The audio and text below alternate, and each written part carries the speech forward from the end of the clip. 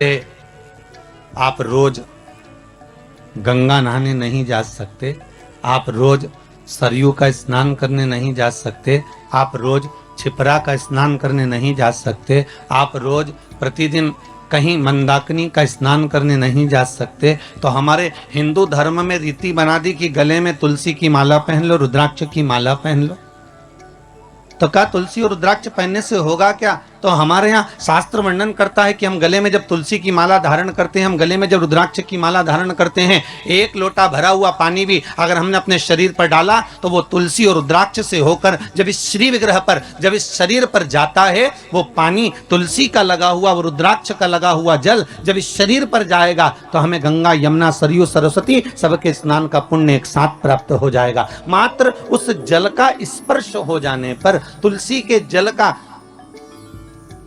रुद्राक्ष के जल का मात्र अपने ऊपर सींचन ही हो जाने पर वो फल की अनुभूति हो जाती है, वो फल प्राप्त हो जाता है।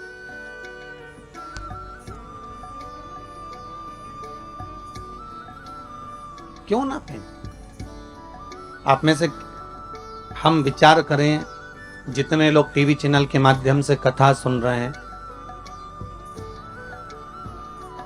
गले में अगर आपके तुलसी की माला है और आप प्रतिदिन स्नान करने के लिए भले वॉशरूम में जा रहे हैं और स्नान कर रहे हैं, एक लोटा पानी भी अगर आपके शरीर पर डल रहा है तो वो तुलसी से निकलकर इस शरीर पर जब जाता है तो गंगा, यमुना, सरस्वती के स्नान का पुण्य मिल जाता है। गले में अगर रुद्राक्ष की माला है, आप अगर स्नान करें और रुद्राक्ष का जल आपके शरीर पर जा रहा है तो उसका फल 1000 गुना प्राप्त हो जाता है, 1000 गुना फल। अरे कितना सुंदर भाव कहा है महाराज जी कि स्कंद पुराण में 16 मुखी तक रुद्राक्ष का वर्णन है, शिव महापुराण में 14 मुखी तक रुद्राक्ष का वर्णन। शिव महापुराण और स्कंद पुराण कहती है कि मात्र अगर रुद्राक्ष का जल ही, केवल एक रुद्राक्ष का, अगर असली रुद्राक्ष अगर आपके पास में है और उसको पानी में गलाया गया है और उसका जल ही अगर हम आचमन कर लिया तो उससे भी हजारों रोग हमारे समाप्त हो जाते हैं। मात्र रुद्राक्ष का जल का आचमन ही कर लेने पर वो औषधि का कार्य भी कर जाता है, वो आनंद की अनुभूति भी कर जाता है।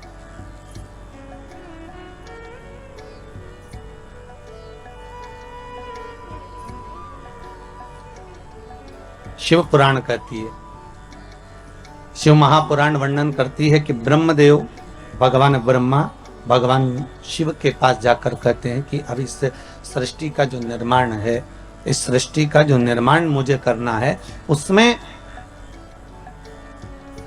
संसार की जितने जीवों का हम निर्माण करेंगे, उन जीवों को जीवित रहने के लिए कुछ ना कुछ सुख हमें किसी के साथ जोड़ना पड़ेगा।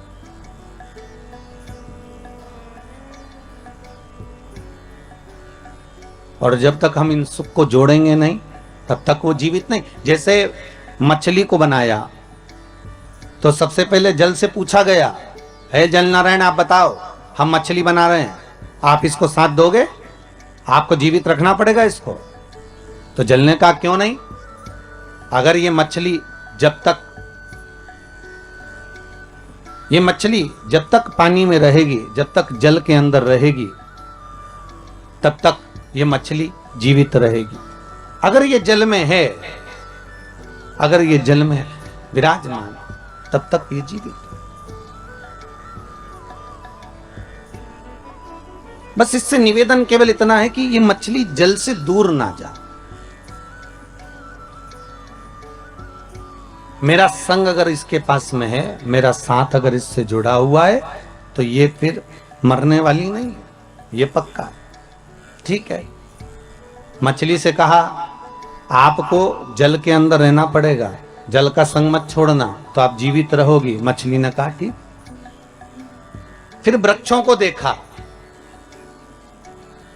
क्योंकि 84 लाख योनियों में 20 लाख योनि तो ये वृक्ष पेड़ पौधों की है। इन वृक्षों को जाकर निवेदन करा कि अब आपका हम निर्माण कर रहे हैं, पर आपका निर्माण तो कर रहे हैं, पर आपको जीवित रहना है, तो पृथ्वी से कहा कि आप इन वृक्षों को जीवित रख सकती हो। पृथ्वी ने कहा क्यों नहीं।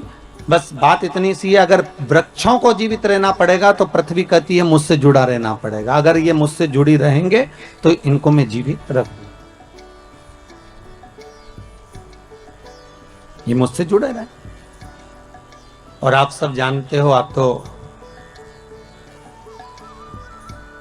पांडेतारा के इस गांव में निवास भी करते हो और अपनी प्रकृति को स्मरण भी आप करते हो, तो आप सबको ये मालूम भी होगा कि पृथ्वी से जब तक वृक्ष जुड़ा रहता है तब तक वो जीवित रहता है, और पृथ्वी से जैसे ही वृक्ष निकल जाता है, उसकी जड़ें छूट जाती है, वैसे ही वो भी वृक्ष सूख जाता है, फिर उसका कोई महत्व नहीं रहता, फिर वो सूख, उसका महत्व समाप्त हो गया। फिर मनुष्य बनाया, मानव का शरीर का निर्माण कर। तो मानव शरीर का जब निर्माण करा तो ब्रह्मदेव ने डायरेक्ट जाकर भगवान देवाधिदेव महादेव से निवेदन करा, भगवान शिव से, हर हर महादेव। भगवान शंकर ने पूछा क्या बात है ब्रह्मा जी, आज तो आप हमारे पास में आयो, हो क्या गया ऐसा, कैसे आना होगा। ब्रह्मा जी कहते हैं महाराज जी बस आने का कारण केवल इतना सा है कि अब हम मनुष्य का निर्माण कर रहे हैं, मानव शरीर का निर्माण कर रहे हैं, तो मानव शरीर को जीवित अगर रहना है, मानव शरीर को अगर मनुष्य शरीर को बनाए रखना है तो उसके निर्माण में आपकी जरूरत है। शंकर जी ने पूछा वो कैसे। शिव जी से ब्रह्मा जी ने कहा कि संसार को अगर श्वास प्रदान करने वाला है, संसार को अगर दुख का नाश करने वाला है, संसार को अगर जीवित रखने वाला है, संसार को अगर मनुष्य देह को स्थिर रखने वाला है, तो वो देवाधिदेव महादेव है, वो शंकर है। तो आपसे निवेदन केवल इतना है कि हम मनुष्य का जब निर्माण करें तो हमारा भोलेनाथ, हमारा शंभु, हमारा शंकर, हमारा देवाधिदेव महादेव इनको जीवित रखने में संग प्रदान कर।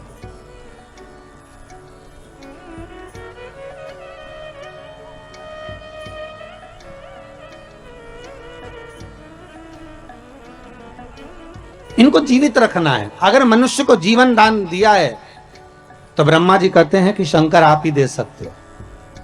फिर वही वाली बात आ गई, महाराज जी बहुत ध्यान से सुनना, सबसे कठोर धातु लोहा, लोहे की तलवार बनती है, लोहे की गुप्ती बनती है, लोहे का फरसा बनता है, लोहे की बंदूक बनती है, सबसे कठोर धातु है लोहा। लोहा ये विचार करता है कि अगर मैं चाहूं तो संसार को नष्ट कर दूं, मैं चाहूं तो किसी को भी मार सकता हूं। पर लोहे को जब अहंकार आ गया तो लोहे के सामने अग्नि आकर खड़ी हो गई, और अग्नि ने कहा तो चिंता मत कर, तुझसे ज्यादा कठोर मैं हूं, मैं कभी भी तुझे गला सकती हूं। और लोहे को अग्नि गला देती है। फिर एक दिन अग्नि को भी अहंकार आ गया और अग्नि ने विचार करा कि मैं इतनी प्रबल हूं कि सब जगह पर आग लगा सकती हूं, सबको नष्ट कर सकती हूं। तो वहीं आकर पानी खड़ा हो गया। पानी ने कहा घबरा मती, तुझसे ज्यादा कठोर मैं हूं। एक लोटा पानी डाला ना, ठंडा कर दिया।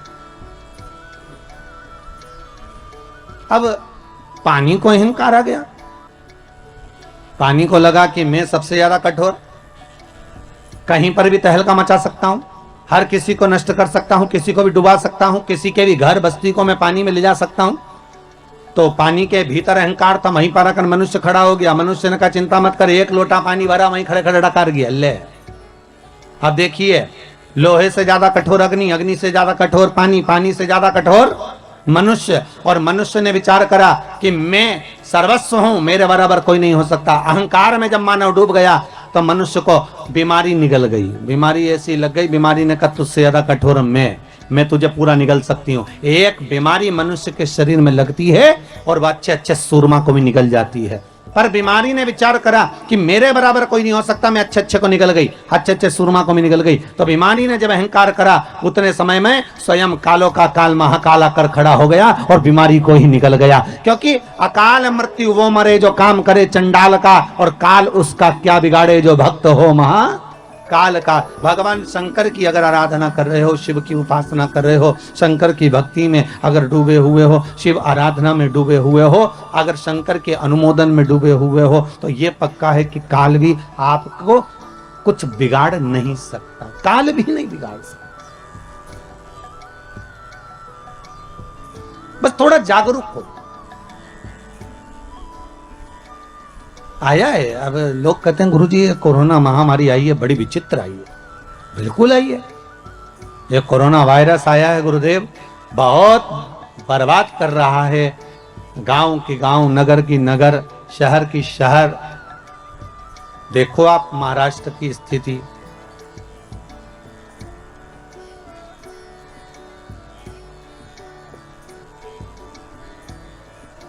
मध्य प्रदेश क्या, यूपी क्या, हरियाणा क्या, पंजाब क्या, बंगाल क्या, असम क्या, गुजरात क्या, स्थिति देखिए कितनी विचित्र। इतनी कोरोना महामारी फैली हुई है गुरुदेव।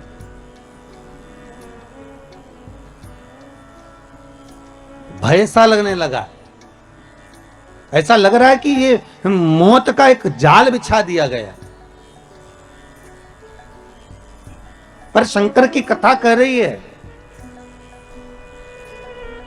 जैसे तुलसीदास जी महाराज ने चौपाई लिखी कि सिया राम मैं सब जग जानी, करो प्रणाम जोर जुग पानी। और तुलसीदास जी एक जगह जाने लगे, एक छोटा सा बच्चा दौड़ कर आया और दौड़ कर आकर कहता बाबा उधर मत जाना, बिल्कुल मत जाना उधर।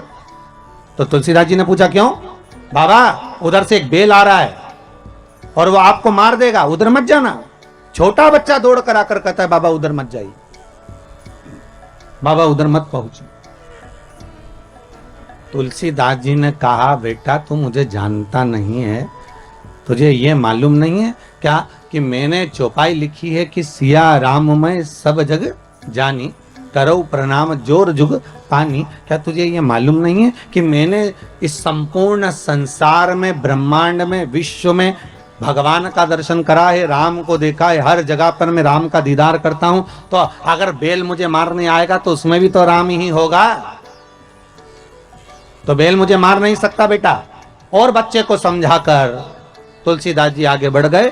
सामने से बेल आया, तुलसीदास जी को सींग पर उठाया, पटक दिया, पांव से रोंदा चले गया। तुलसीदास जी दौड़ते हुए आए, घाट पर बैठकर उन्होंने कलम उठाई और चौपाई काटने लगे। जैसे ही चौपाई काटने लगे तो हनुमान जी सामने आकर खड़े हो गए। हनुमान जी ने पूछा तुलसीदास क्या कर रहे हो?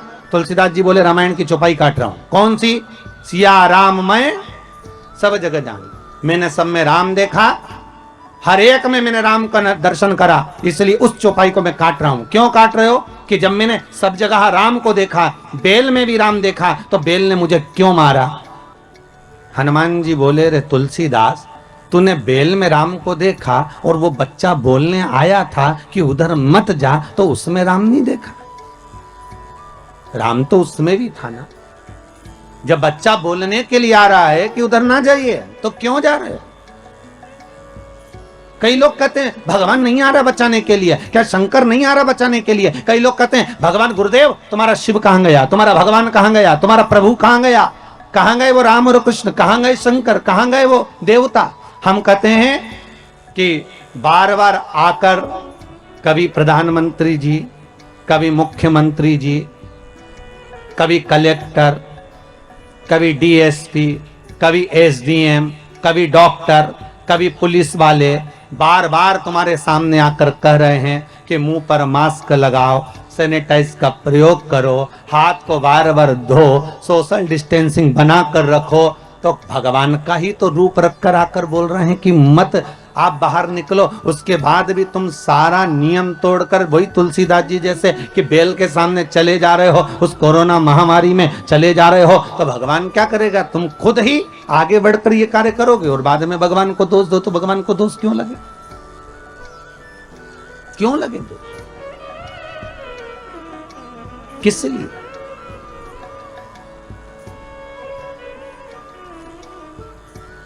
बस निवेदन इतना है, भय मत खाइए, भय मत खाओ।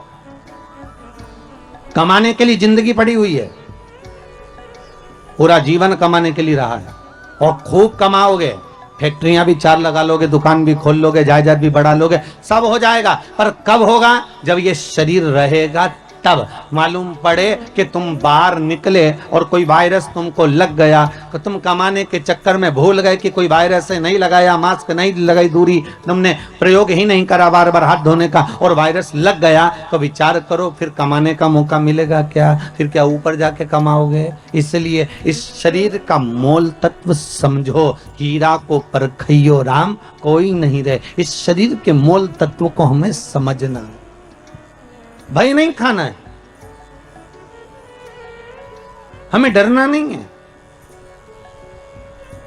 शिव का अनुमोदन करो, शंकर का स्मरण करो।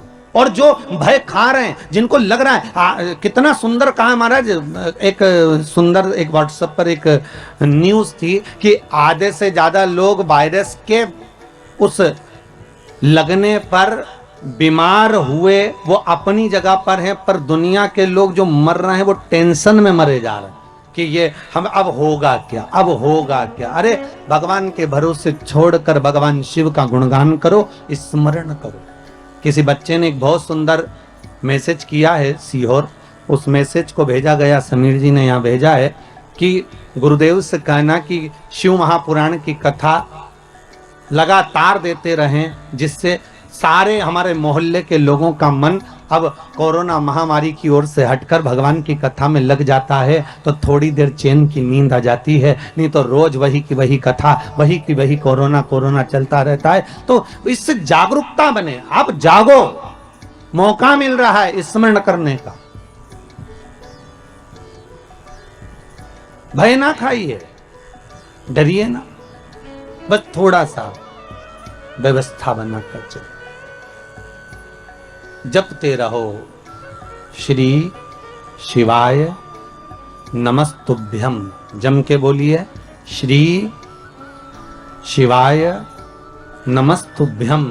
फिर एक बार बोलिए श्री शिवाय नमस्तुभ्यम।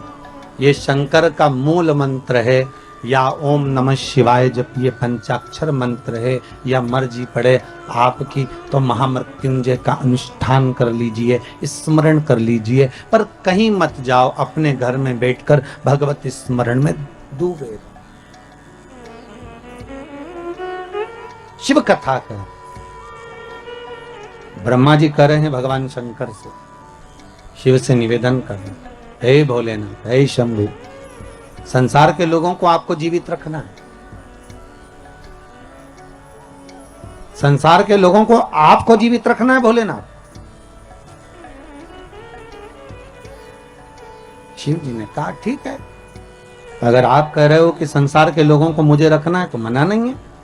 पृथ्वी से कहा वृक्षों को आप जीवित रखना, जल से कहा मछली को आप जीवित रखना, जल ने कहा मछली मेरा संग रहेगी तो जीवित रहेगी, पृथ्वी कहती है वृक्ष मेरा साथ रहेंगे तो जीवित रहेंगे। शंकर जी कहते हैं संसार का मनुष्य मेरा भजन करता रहेगा तो जीवित रहेगा, अगर मुझसे वंचित हो गया, छूट गया, तो उसकी कोई जवाबदारी, उसकी कोई गारंटी नहीं। वंचित अगर है तो उसका कोई सुख।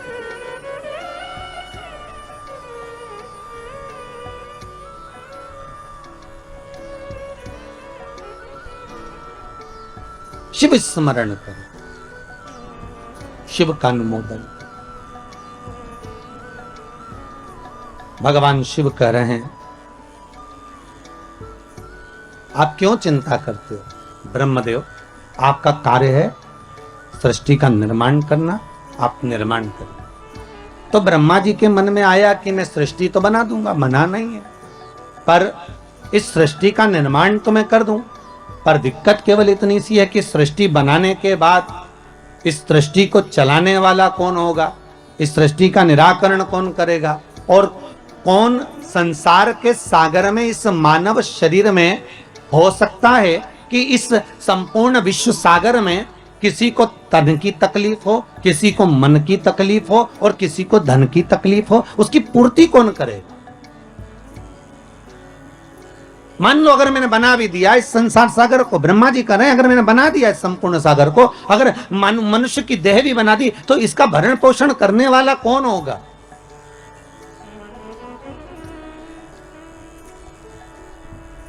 शिव कह रहे हैं ब्रह्मा आप केवल निर्माण करिए,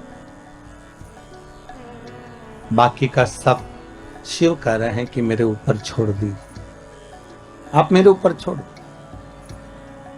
ब्रह्मा जी भगवान शंकर से विनती कर कर गए और भगवान शंकर भगवान विष्णु के पास में गए। भगवान विष्णु ने देखा कि आज शंकर स्वयं आए, स्वयं शिव। हमेशा भगवान शिव के पास में भगवान विष्णु पहुंचते थे।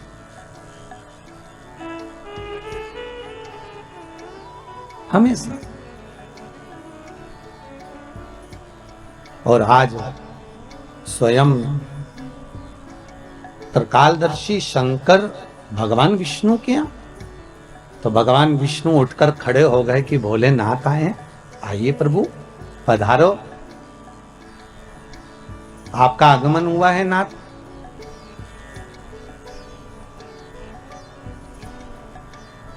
भगवान शंकर जैसे ही सामने पहुंचे तो भगवान विष्णु ने लक्ष्मी जी से कहा, लक्ष्मी संपूर्ण कार्य को छोड़ दीजिए और संपूर्ण कार्य छोड़कर आज भगवान देव अधिदेव महादेव आए हैं, उनके आदर में लग जाइए।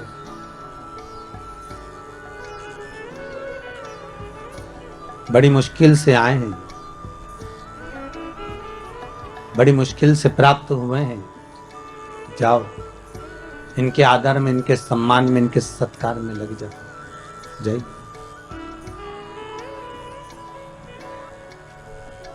लक्ष्मी जी सबसे पहले अगर कहीं गई तो माता लक्ष्मी ने जैसे ही भगवान विष्णु ने कहा कि इनका आदर करो, सम्मान करो, सत्कार करो, तो लक्ष्मी जी अगर सबसे पहले अगर कहीं गई तो माता पार्वती के पास गई और जगत जननी जगदम्बा पार्वती जी ने पूछ लिया, लक्ष्मी कैसे आना हुआ, क्या बात है, तुम्हारे आने का कारण क्या है, तुम क्यों आई हो?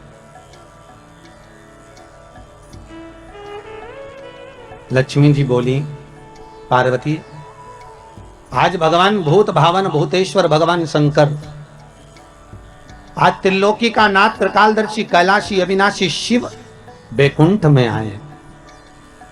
पार्वती जी बोली कि शंकर और बैकुंठ?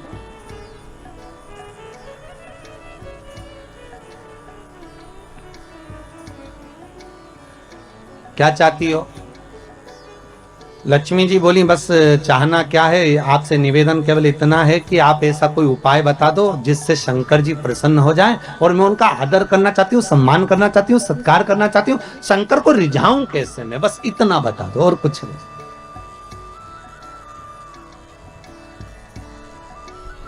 मैं भूत भावन भूतेश्वर को रिझाऊं कैसे,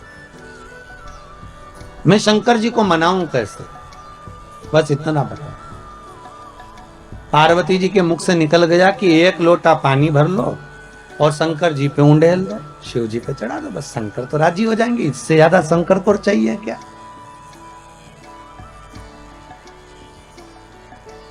अब लक्ष्मी जी ने बड़े मन से पार्वती से कहा कि शंकर को पानी तो चढ़ा दूंगी मैं, पर एक निवेदन करूं मैं कि शिव को कौन सा जल प्रिय लगता है, हम शंकर को कौन सा जल चढ़ाने की शंकर प्रसन्न हो जाए।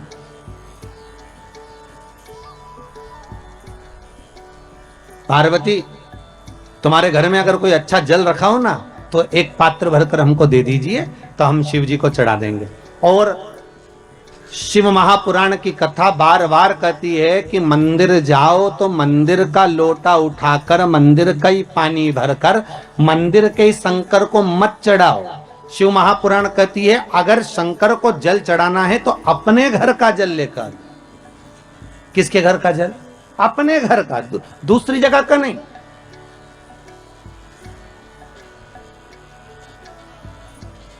आपके द्वारा लाया गया, आपके द्वारा लेकर गया हुआ जल। अब पार्वती जी से लक्ष्मी जी ने एक लोटा पानी मांग लिया और वो जल ले जाकर लक्ष्मी जी जैसे ही पहुंची बैकुंठ में, भगवान शंकर को देखा, शंकर जी को देखकर लक्ष्मी जी ने एक लोटा पानी शिव जी पे डाल दिया। शंकर भगवान, अब अभी तो भगवान विष्णु को बोलना था हर हर महादेव, शंकर भगवान खुद बोल दिया हर हर महादेव। तो जैसे ही बोले हर हर महादेव तो भगवान विष्णु समझ गए जरूर कुछ गड़बड़ हो गई हो, तो भगवान विष्णु ने पूछ लिया भोलेनाथ जी से, प्रभु क्या बात है, आप हर हर महादेव बोल दिए। शंकर भगवान बोले, बात इतनी सी है कि बताओ पानी भी हमारे घर का लेके आइए, चढ़ा रही है वो पानी भी हमारे घर का।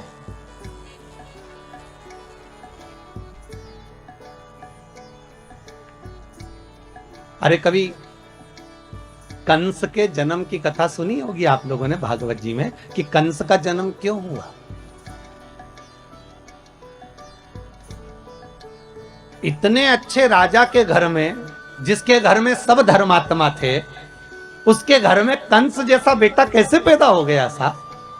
उसका कारण केवल इतना सा था, ये कंस कौन था, पूर्व समय में कुबेर के दरवाजे का द्वारपाल।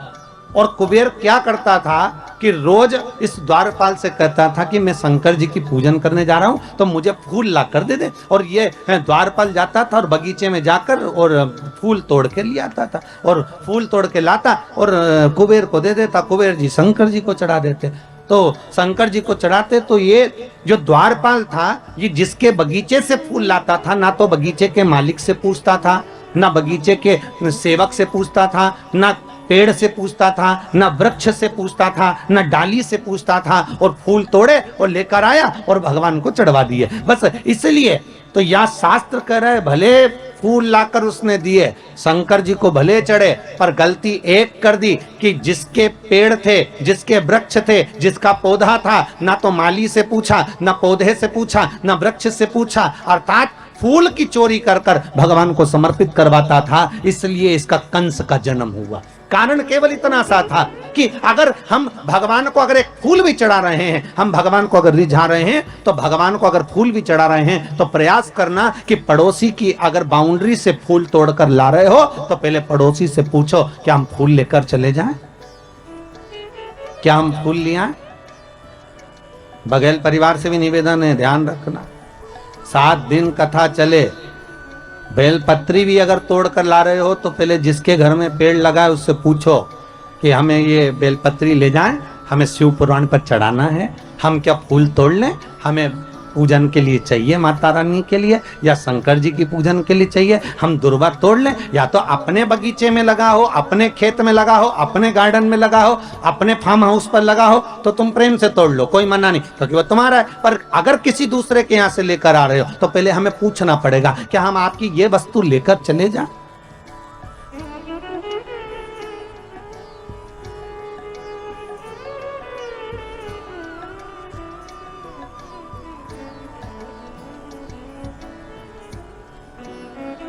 उससे पूछना पड़ेगा। अब ऐसे तो एक माताजी की चप्पल खो गई और माताजी ने कहा गुरुजी हम तो तुम्हारी कथा सुनने आए थे और हमारी चप्पल चोरी चली गई। मैंने कहा अच्छा है, भगवान ने कृपा कर दी, तेरे वैसे ही समय बेकार चल रहा था, तेरा शनि राहु केतु दूसरा ले गया। अच्छा, भगवान ने बड़ी कृपा करी तेरे ऊपर। फिर तुम कैसे गई? आओ हम दूसरे की ले गए। मैंने कहा हे भगवान, खुद का शनि गया था, दूसरे का केतु पकड़ लाई। अब लाभ क्या हुआ ये बताओ, सुख की अनुभूति क्या हुआ है? हमें नहीं चाहिए। हम अगर भगवान को रिझा रहे हैं ना महाराज, तो शिव महापुराण की कथा कहती है अगर भगवान को रिझा रहे हो, तुम्हारे पास में कुछ है तो ठीक है, नहीं है तो ठीक है। शंकर को 1 लोटा पानी हो तो चढ़ा दो, घर का हो तो चढ़ा दो। अगर पानी भी नहीं है तो शिव को रिझाने के लिए 3 बार ताली बजा दो, चल जाएगा। इतना भी नहीं है तो बेलपत्र चढ़ा दो। बेलपत्र भी नहीं है तो शंकर पे चढ़ी हुई बेलपत्र उठाकर धोकर वापिस शंकर को चढ़ा दो। और बेलपत्री भी नहीं है तो शंकर को प्रणाम कर लो। इतना भी नहीं कर सकते कि मंदिर के अंदर भी नहीं जा सकते तो मंदिर के दरवाजे को प्रणाम कर लो। मंदिर के दरवाजे को भी प्रणाम नहीं कर सकते तो मंदिर के शिखर को प्रणाम कर लो। शिखर दर्शनम सर्व पाप नाशनम। बस इतना भी कर लिया और ये भी नहीं कर सकते तो शिव महापुराण की कथा कहती है भूल से भी शंकर के मंदिर के सामने से निकल कर चले जाओ तो भी शंकर करुणा कर देता है, तो भी शिव कृपा कर देता है। मात्र निकल कर जाने पर भी शिव की करुणा, शिव की कृपा हो जाती है। मात्र उसके दरवाजे के सम्मुख से निकलकर चलेगा वही सुख हो गया।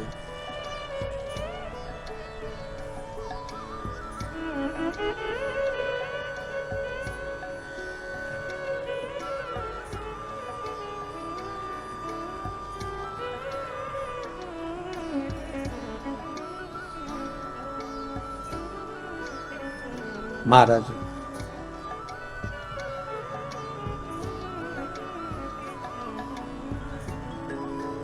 काहे की नैया बनी कौन है खिवैया।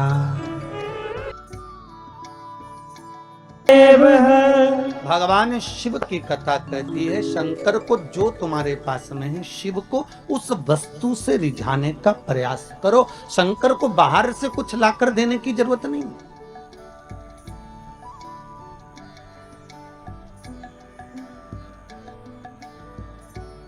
करो मंत्र जाप, करो नाम जाप।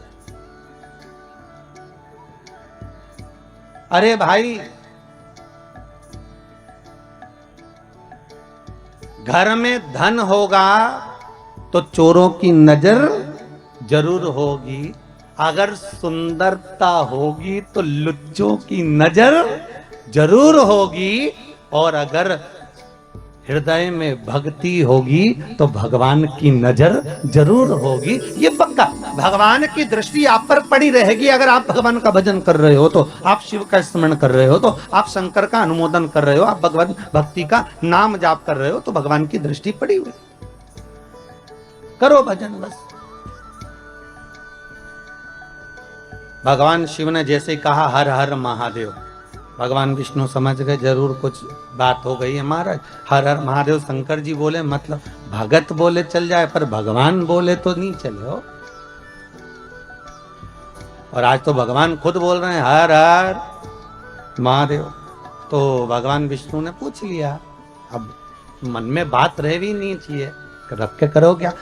एक गुरु के सामने, माता पिता के सामने, घर के बुजुर्गों के सामने, घर के बड़े के सामने अपने दिल की बात कह देना चाहिए। और अगर किसी से नहीं कहो ना तो गुरु से तो कह दो।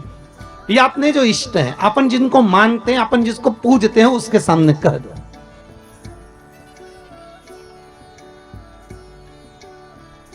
अपने दिल की बात कहने में पीछे नहीं हटना। एक ये पत्र आया देखो आप, नरेंद्र कुमार जी पांडे हैं, प्रतापगढ़ से हैं आप। महाराज जी, पांडे जी कहाँ बैठे हैं? अच्छा आप ही आए। कहा है गुरु जी, बहुत चिंता रहती थी पर जब से श्री शिवाय नमस्तुभ्यम का एक माला कर रहा हूं, केवल 2 महीने में, देखो बाबा ने कृपा करी, कार्डलेस दो जरा इनको, माइक दीजिए।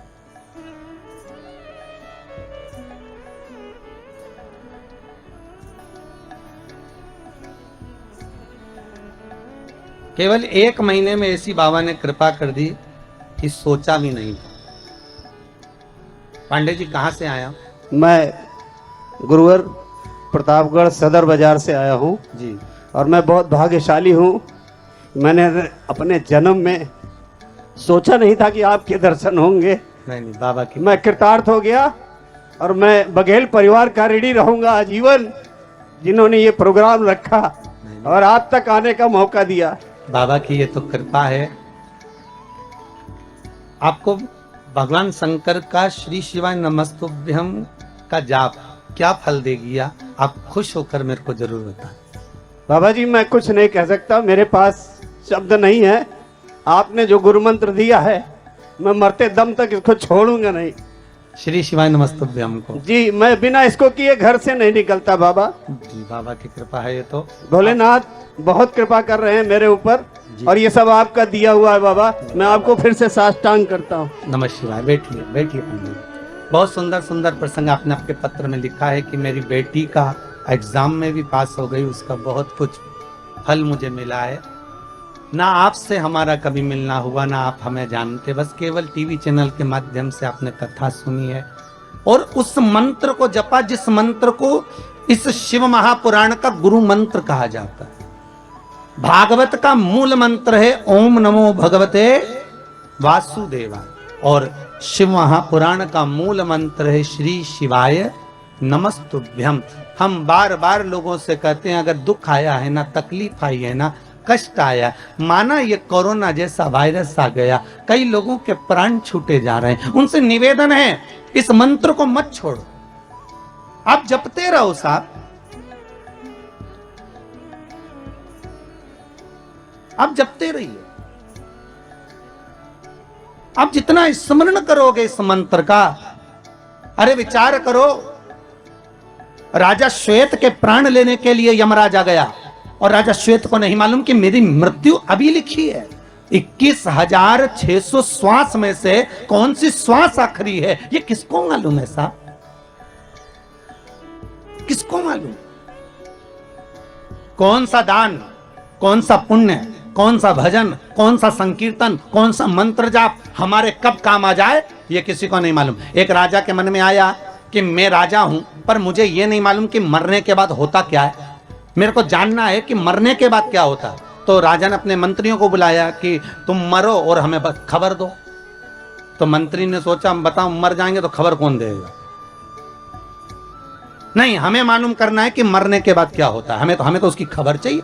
अब नगर में एक बहुत कंजूस व्यक्ति रहता था, उसने सोचा पैसा खूब मिलेगा, राजा बोल रहा है मुंह मांगा धन दिया जाएगा, जो ये बता दे कि कब्र के अंदर मरने के बाद क्या होता है, अंदर कब्र के अंदर मरने के बाद क्या होता है। तो उस कंजूस ने सोचा एक काम करते हैं, पैसे के चक्कर में पैसा तो मिल जाएगा ना, एक काम करते हैं राजा से कह देते हैं कि मुझे कब्र में दफना दो। जैसे एक मुर्दे को लेकर जाते हैं वैसा मुझे लेकर जाओ और कब्र के अंदर मुझे दबा दो, ठीक है? फिर मैं आपको 7-8 दिन बाद बता दूंगा कि अंदर हुआ क्या, बस थोड़ी सी सरंग छोड़ देना, उसमें से हवा अंदर आती रहे, मैं फिर 10 दिन बाद बता दूं, ठीक? राजा ने कहा कर दो। कंजूस ने सोचा मुंह मांगा धन मिलेगा। इतने में कंजूस जैसे ही जाने लगा तो एक व्यक्ति उसके सामने कटोरा लेकर खड़ा हो गया, भैया कुछ दे दे, भूख लगी है भैया, कुछ दे दे। अब ये कंजूस तो कंजूस, अठन्नी नहीं दे किसी को, इतना बड़ा कंजूस। वो पीछा पकड़ लिया, उसने पांव पकड़ लिया, भैया 1 रुपया दे दे रे भैया, कुछ दे दे भैया, चवन्नी दे दे, भूख लग रही है भैया, भोजन दे दे। इसको गुस्सा आई, इसने कचरा पड़ा था, बहुत सारी पेड़ की पत्तियां पड़ी थी, सूखी पत्तियां, इसने उठा के उसके कटोरे में डाल दी, ले खा ले। और गुस्से में डालकर ये चला गया और इसको लोग बांध बुंदा के ले गए, कब्र में दफना दिया, अंदर एक पाइप डाल दिया और उस पाइप में से बस इसको श्वास लेने के लिए छोड़ दिया। अब सब छोड़ छुड़ा के उसको दबा के चले गए। अब दबा के चले गए, एक दिन तो निकल गया, दूसरे दिन जो पाइप दिया था उसमें सांप घुसने लगा। अब जैसे सांप घुसने लगा, बापड़े के प्राण छूटने लगे। भगवान, पैसे के चक्कर में 6 मरे दादा। अब मर जाएंगे तो राजा को बताने कैसे आएंगे, और बताएंगे नहीं तो रुपया कैसे मिलेगा। अब सांप अंदर घुसे, इसके प्राण छूटे। फिर सांप अंदर जाए, इसने देखा कि सांप अंदर क्यों नहीं आ पा रहा, तो इसने देखा कि कुछ कचरा सांप को रोक रहा है। सांप अंदर आ रहा और कचरा बीच में अड़ रहा, सांप फिर आ रहा, कचरा फिर अड़ रहा। 7 दिन तक ये देखता रहा कि वो कचरा सांप को अंदर नहीं आने दिया। 7 दिन बाद इसको निकाला गया, राजा के सामने खड़ा किया गया। राजा ने पूछा, बताओ क्या होता है कब्र में मरने के बाद?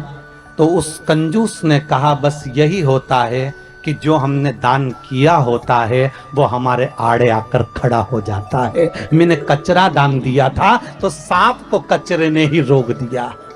हमने जो दान दिया, हमने जो पुण्य किया, हमने जो सत्कर्म करा, आप लोग जो गौ माता के लिए दान देते हो, ब्राह्मण भोज के लिए दान देते हो, आजीवन भोजन भंडारे के लिए दान देते हो, मंदिर निर्माण के लिए दान देते हो, सत्कर्म के लिए और दान देते हो, किसी के लिए आप पुण्य का कार्य करते हो, तो वो पुण्य तुम्हारा दान, तुम्हारा भजन, तुम्हारा कीर्तन, तुम्हारा मंत्र जाप, जो शिव महापुराण की कथा आप सुन रहे हो, जो मंत्र का स्मरण आप कर रहे हो, जैसे भी पांडे जी बोले कि श्री शिवाय नमस्तुभ्यम मंत्र ऐसा मिल गया कि वो मंत्र मेरा जीवन संवार दिया। जिस मंत्र को आप जप रहे हो वो साधारण नहीं हो सकता, जो आप दान कर रहे हो वो साधारण नहीं हो सकता, जो पुण्य कर रहे हो वो साधारण नहीं हो सकता। ना जाने तुम्हारा दान, तुम्हारा पुण्य, तुम्हारा सत्कर्म कब तुम्हारे सामने आकर खड़ा हो जाए और तुम्हारे आड़े आकर सम्मुख में आ जाए और तुम्हारे जीवन को बचा ले, इससे बढ़कर कोई सुख नहीं हो सकता।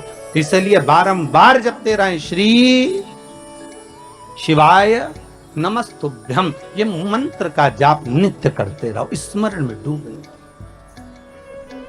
ये भाग है हमारा, ये पुण्यता है।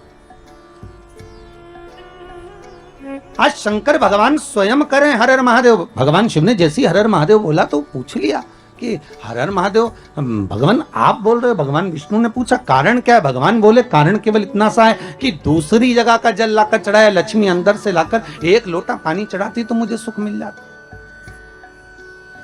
मुझे नहीं चाहिए भाई। शंकर की सारे देवी देवताओं को तो लड्डू भी चढ़ाओ, चुंदड़ी भी चढ़ाओ, आभूषण भी चढ़ाओ, शंकर जी को तो बेलपत्री चढ़ाओ, फूल चढ़ाओ, पानी चढ़ाओ, नी भी हो तो 3 बार ताली बजाया, वो भी नी बने तो हर हर महादेव बोल दो, उतने में शंकर राजी हो जाते हैं। इससे बढ़कर कृपालु और काम मिलेगा ये बता। अरे वो चोरी करने के लिए चोर गया शंकर जी के मंदिर में और चोरी का सामान नहीं था,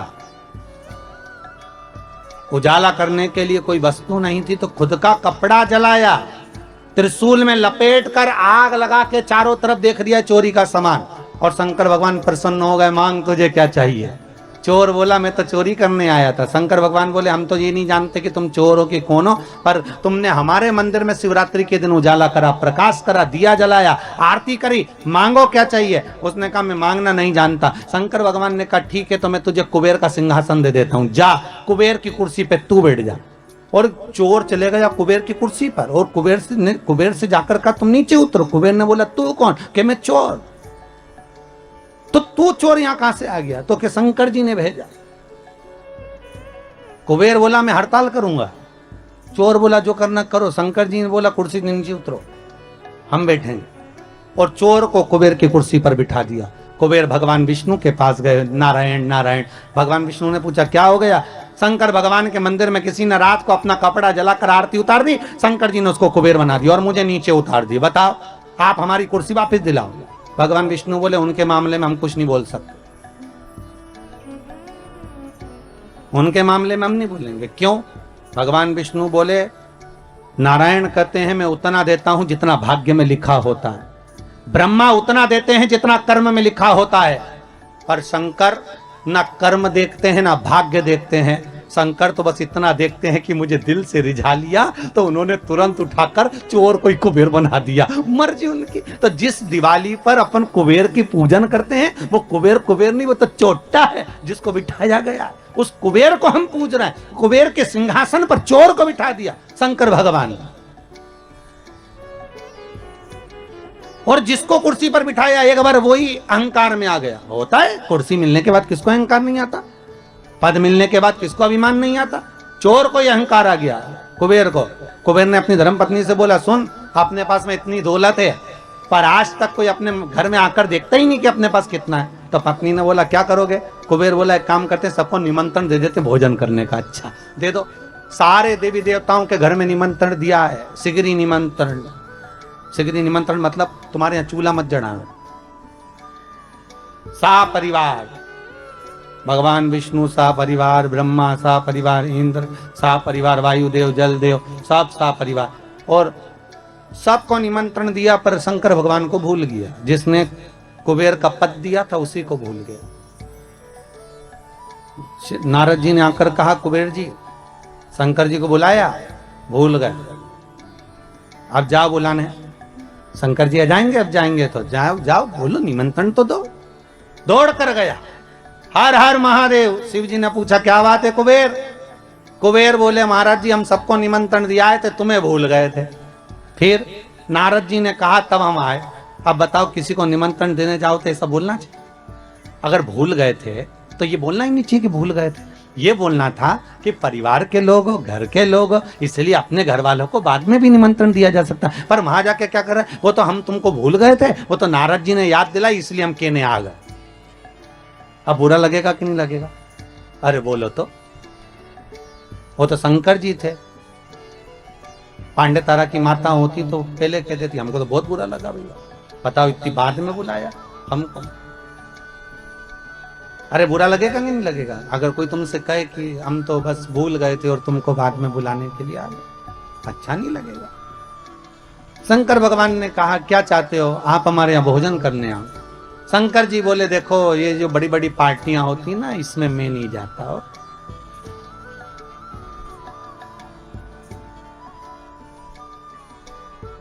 आप में से कितने लोग हैं जिनके घर में शादी होती होगी तो शमशान में पत्रिका देने जाते हो।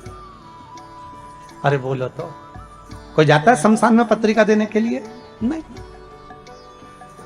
शंकर जी बोले भैया इतनी बड़ी बड़ी पार्टियां मैं अटेंड नहीं करता, मैं इतने बड़े बड़े फंक्शन में नहीं जाता, तो तुम्हारे यहाँ हमारे यहाँ किसको भेजोगे?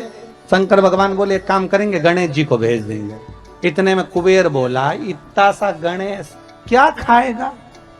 शंकर जी ने मन में सोचा खाएगा तो तुझे ही मालूम पड़ जाएगा, अभी तूने देखा क्या। इतना सा गणेश हमारे यहाँ क्या खाएगा? फिर भी अब आप बोल रहे हो तो भेज देना, ठीक है हो कोई बात नहीं। इतने में कार्तिकेय ने जाकर माता पार्वती जी से कह दिया, माँ पिताजी ने बताओ भोजन करने के लिए गणेश जी को भेज रहे हैं, घर का बड़ा बेटा मैं हूं तो मुझे भेजना चाहिए ना। पार्वती जी ने शिव जी से पूछा आपने कार्तिक को क्यों नहीं भेजा? शंकर भगवान बोले पार्वती तू नहीं जानती कि किसको कहां भेजना है। जब एक ही तारीख की 2-4 शादियां होती है तो किसको कहां भेजना है ये घर की अम्मा बोलती है कि बेटा वहां चले जाना, बड़ा छोरा वहां चले जाना, बड़ी बहू वहां चले जाना, छोटा बहू छोटा छोरा वहां चले जाना। तो वो घर की जो माँ होती है, पिता होता है ना, वो भेजते हैं। ठीक है, तो शंकर जी ने बोला मेरी मर्जी में क्यों भेजूं। जैसे ही गणेश जी आए, शंकर जी ने कहा गणेश, हाँ पिताजी कुबेर के यहाँ भोजन करने जाना है। गणेश जी बोले मुझे मालूम था, इसलिए 1 हफ्ते से कुछ नहीं खाया है, 1 हफ्ते से नहीं खाया। शंकर जी मन में सोचे औलाद तो हमारी, जब जाने की कहीं खुशी होती है ना तो लोगों को भूख नहीं लगती है।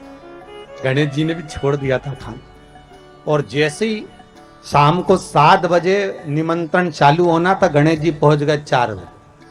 कितनी बजे पहुंचे? 4 बजे। और जाते सी आवाज लगाए कुबेर भैया, ओ कुबेर भैया। अब कुबेर जी तो नहीं आए, कुबेर जी की पत्नी आ गई। क्या बात है? गणेश जी बोले भोजन करने आए। अच्छा।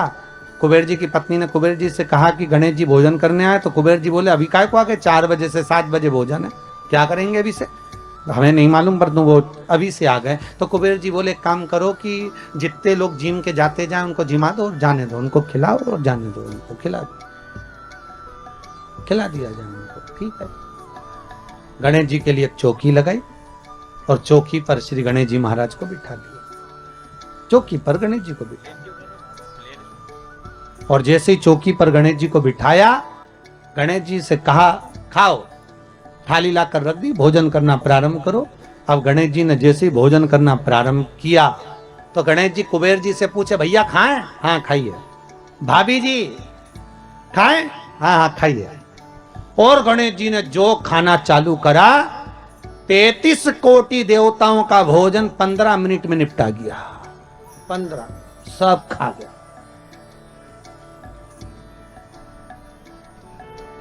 सारा। कुबेर जी की पत्नी दौड़ते हुए कुबेर जी के पास पहुंची। प्रभु प्रभु। कुबेर जी ने पूछा क्या हुआ?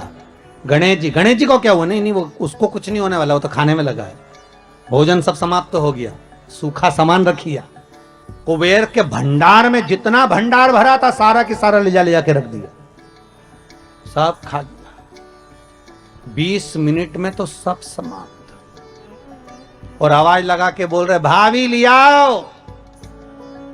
भाभी मन में सोचे चूल्हा में जा काला, अब लाए तो क्या लाए, कितना खिलाए। चूल्हे पे बना बना कर थक गए, पर खाना बंद नहीं कर रहा। बड़ी आफत हो। भाभी लियाओ। भाभी दौड़ कर गई कुबेर जी के पास। कुबेर जी ने पूछा क्यों घबरा क्यों रही है, हुआ क्या ये तो बता। बस वो मांग रहा है, सब समाप्त हो गया। देव ऋषि नारद आकर बोले श्रीमन नारायण क्या हो गया? नारद जी जैसे ही बोले तो कुबेर जी बोले तुम्हारे कारण हुआ है, हम जा ही नहीं रहे थे निमंत्रण देने, और निमंत्रण देने चले गए तो उन्होंने अपने बेटे को भेज दिया, और बेटा खाने में ऐसा जुटा है उठने का नाम ही नहीं ले रहा। इतने में नारद जी बोले पिताजी के पास वापस चले जा। शंकर जी के पास कुबेर जी जाकर बोले प्रभु सब खा गया वो गणेश, सब खा गया, कृपा कर दो। शंकर भगवान ने एक दुर्वा तोड़ी और दुर्वा तोड़कर तुरंत कुबेर जी को दी, और कुबेर जी को देकर कहा ये गणेश जी को दे देना, ठीक है ले जा। अब कुबेर जी ने मन में सोचा खाया इतना सारा है तो एक दूबा से क्या होगा। कुबेर जी और दूबा तोड़ लिए तो दूबा का बंडल बना के ले गए और गणेश जी को दिया और गणेश जी से कहा ले पिताजी ने भेजा। और जैसे ही गणेश जी ने दूबा ली और मुख में सूंड में रखी और रखने के बाद गणेश जी खड़े होकर पेट पे हाथ फेर के बोले कल का टाइम और बता दो। कुबेर जी हाथ जोड़कर बोले जब तक कोई बुलाए नहीं तो जाना ही मत। उस दिन से गणेश जी का नियम है कि गणेश जी को लोग विराजमान भी करते हैं और गणेश जी को लोग विसर्जन भी करते हैं। विराजमान भी कर रहे हैं और विसर्जन भी। अहंकार आ जाता है व्यक्ति को, कभी कभी अभिमत्ता चरम तक पहुंच सम्मत।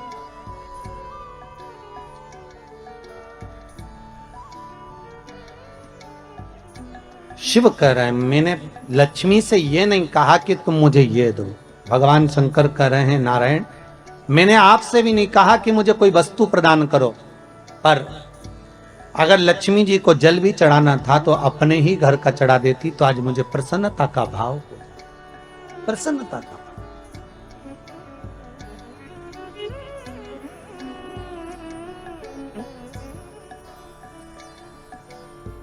ब्रह्मदेव के कहने पर भगवान शंकर भगवान विष्णु के यहाँ गए।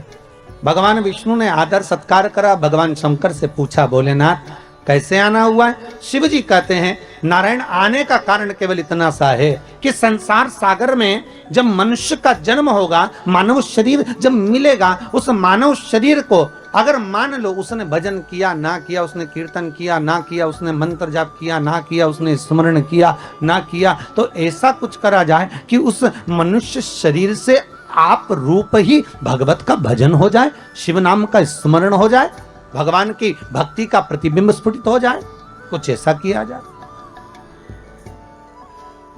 ठीक है, तो भगवान बोले क्या कर सकते? तो भगवान विष्णु ने भगवान शिव से कहा प्रभु ये जो 21,600 श्वास मनुष्य के शरीर से निकलेगी ना, इस श्वास के अंदर आपसे निवेदन है कि आप इसमें समाहित हो जाए। बस इतना सा निवेदन, आप इसमें बस जाए, आप इसमें समा जाए। बहुत ध्यान देना, जब तक श्वास है तब तक शरीर है। जैसे ही श्वास समाप्त हो गई शरीर नहीं रहेगा, शव बन जाए। क्या बन गया? शव। शरीर समाप्त।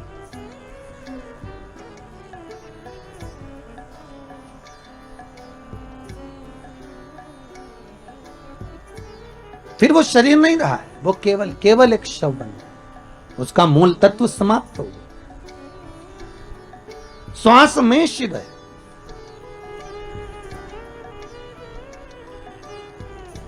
शंकर की कथा कर रही, ये जो श्वास है शिव कह रहे हैं इसमें मैं समाहित हो जाता, ओंकार समाहित हो जाता। इसलिए बार बार आपको फिर निवेदन कर रहे हैं कि देखिए परमात्मा को हर बार धन्यवाद देना ना भूले, हर क्षण में हर पल में उस परमात्मा को धन्यवाद देते रहो। जरा अखबारों को टीवियों को खोल कर देखिए, कई जगह आपको मिलेगा कि वहां ऑक्सीजन कम पड़ गई, ऑक्सीजन की टंकी कम पड़ गई। जरा विचार करो, एक मरीज को ऑक्सीजन की एक टंकी खत्म हो जाती है, समाप्त हो जाती है, तो पूरा परिवार हॉस्पिटल में खिन्न भिन्न हो जाता है। उस विचार करिए कि उस परमात्मा ने इस प्रकृति को बनाने के लिए कितनी ऑक्सीजन दी होगी और किस तरह से निशुल्क देकर इस संसार सागर में कितनी ऑक्सीजन देकर संसार के लोगों को जीवित रखा होगा। उस परमात्मा को बारंबार धन्यवाद देना चाहिए कि ये तेरी कृपा से हो, ये तेरी दया से हो रहा है, ये तेरी करुणा से हो रहा है, और तेरी करुणा बिना कुछ नहीं हो सकता। ये तेरे द्वारा प्राप्त हो।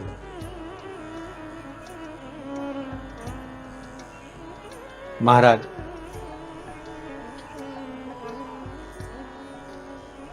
हर पल हर घड़ी हर क्षण हर श्वास में शिव का धन्य दिया। चंचुला देवी ने बारंबार धन्यवाद दिया, बारंबार। चंचुला देवी जिस समय पर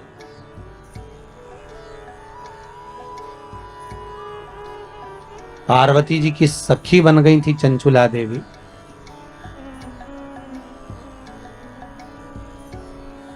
पार्वती जी की सहेली जब बन गई थी चंचुला देवी,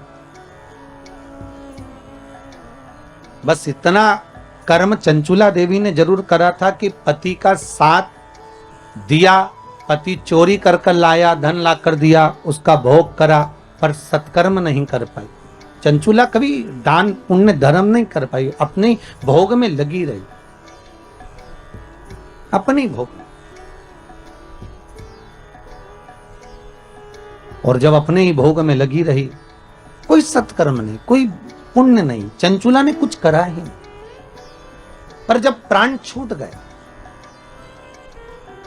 शिव महापुराण की कथा के रस तत्व में डूबने के बाद चंचुला के जब प्राण छूट गए, तब चंचुला देवी पहुंची भगवान शंकर के कैलाश धाम पर, और पार्वती जी की जब सखी बन गई, तब पार्वती जी से बारंबार बस एक बात कहती रही कि कुछ ऐसा कर दीजिए कि मेरा पति जो प्रेत योनि में पड़ा हुआ है, वो प्रेत योनि से मुक्त हो जाए, वो प्रेत योनि से छूट जाए। इतनी कृपा बस कर दो कि वो प्रेत योनि से मुक्त हो, प्रेत योनि से छूट जाए। ऐसी करुणा, ऐसी कृपा, ऐसी दया आप कर दीजिए। ठीक है।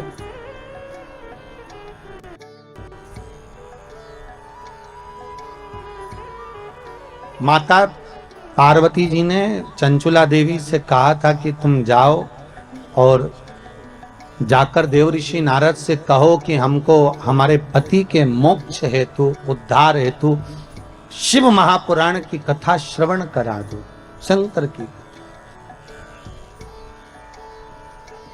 देव ऋषि नारद ने मना कर दिया था कि मैं शिव महापुराण की कथा नहीं सुना सकता, क्योंकि मुझे श्राप लगा है, मैं एक जगह बैठ नहीं सकता। कथा मेरा मित्र सुनाएगा, तुम रुका।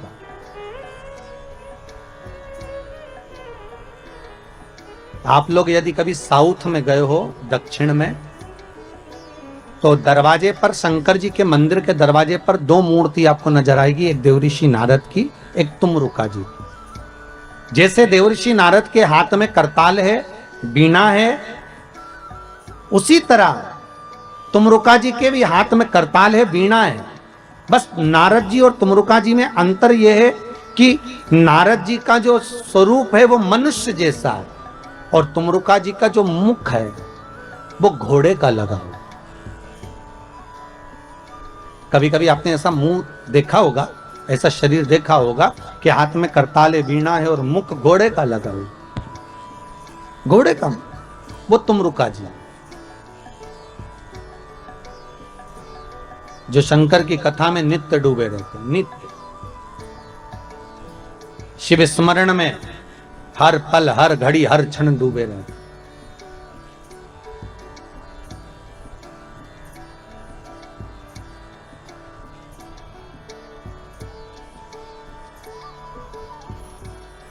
तुमरुका जी से निवेदन करा पार्वती माता चंचुला देवी ने कि आप शिव महापुराण की कथा सुना दो। ठीक है, हम सुना देते हैं, पर बात केवल इतनी सी है कि आप हो वेदव्य, और शिव महापुराण की कथा का जजमान जो होना चाहिए वो अखंड सौभाग्यवती नारी अपने पति के साथ बैठकर शिव महापुराण की पूजन करे, बस इतना ही तो चाहिए। तो चंचुला देवी के मुख से निकल गया, तुमरुका जी ये बताओ, क्या कोई वेदव्य नारी शिव महापुराण की कथा नहीं करवा सकती क्या? क्यों नहीं करवा सकती? करवा सकती, बस करना एक पड़ेगा। क्या कि जिस समय शंकर की पूजन हो, शिव महापुराण विराजमान हो, शंकर का अनुमोदन हो, उस समय पर जोड़े की जरूरत पड़ेगी। तो वेदव्य नारी भगवान शंकर से यह प्रार्थना करे कि मैं शिव की कथा को जब सुन लूं तो भोलेनाथ ऐसी कृपा करना कि मेरे प्राण अगर जाएं तो पति के लोक में जाएं, और आने वाले समय में मैं कभी बेधव्य ना हूं, अखंड सौभाग्य लेकर जाऊं, ऐसी कृपा करना। अखंड सौभाग्य लेकर।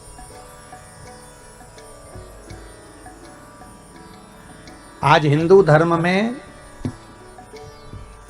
चैत्र के महीने की ये सिंधारा दूज है। आज नवरात्रे की चैत्री नवरात्रे में जो दूज होती है, इसको सिंधारा दूज कहते हैं। कौन सी दूज कहते हैं? जम के बोलिए। सिंधारा दूज। सिंधारा दूज का मतलब यह होता है कि कल है तीज, जिसको हमारे यहां गणगौर तीज कहते हैं। शंकर और पार्वती 16 दिन तक तैयार हुए थे, और तैयार होने के बाद शिव और पार्वती शिव महापुराण के यजमान बनकर जा रहे थे। तो कल का दिन है वो। कौन सा दिन है कल का? गणगौर तीज का दिन, कल का दिन। चैत्र के महीने में जो शुक्ल पक्ष की तीज आती है, वो चैत्री नवरात्रे में जो तीज की तिथि होती है, उस दिन शंकर और पार्वती शिव महापुराण के यजमान बनकर कथा सुनने के लिए गए थे। 16 दिन तक पार्वती और शंकर का श्रृंगार होता है। उसमें से आज का दिन सिंधारा दूज का होता है। क्यों सिंधारा दूज कहते हैं? सिंधारा दूज का मतलब क्या है? क्यों हिंदू धर्म में सिंधारा दूज मनाई जाती है? किस लिए? आज पूरे भारत की भूमि पर कई माताएं हाथ में मेहंदियां लगाती हैं, चूड़ियां पहनती हैं, सुंदर चुनरी पहनती हैं, माँ ब्रह्मचारिणी का पूजन करती हैं, माता का आराधना करती हैं। सिंधारा दूज, उसका कारण केवल इतना सा है। सिंधारा दूज का मतलब यह होता है कि चंचुला देवी जब 14 दिन तक शंकर और पार्वती अपने गुफा में से बाहर नहीं निकले शिव महापुराण के यजमान बनने के लिए, तब माता चंचुला देवी ने हाथ जोड़कर मां जगतजननी जगदम्बा को सुंदर वस्त्र, सुंदर चूड़ियां, सुंदर आभूषण माता के चरणों में ले जाकर समर्पित करे थे और कहा, मां इन चूड़ियों को जो मैं दे रही हूं, ये लाल चूड़ी, ये लाल श्रृंगार, ये लाल वस्त्र, जो लाल चूनर जो मैं प्रदान कर रही हूं, मां बस ऐसी कृपा कर दे कि तू इन चूनर को धारण करे और मेरा भी सौभाग्य, मेरा भी सुहाग अमर कर दे। बस इतनी कृपा मेरे ऊपर कर दे। वो सिंधारा दूज का महत्व है। वो सिंधारा दूज का महत्व।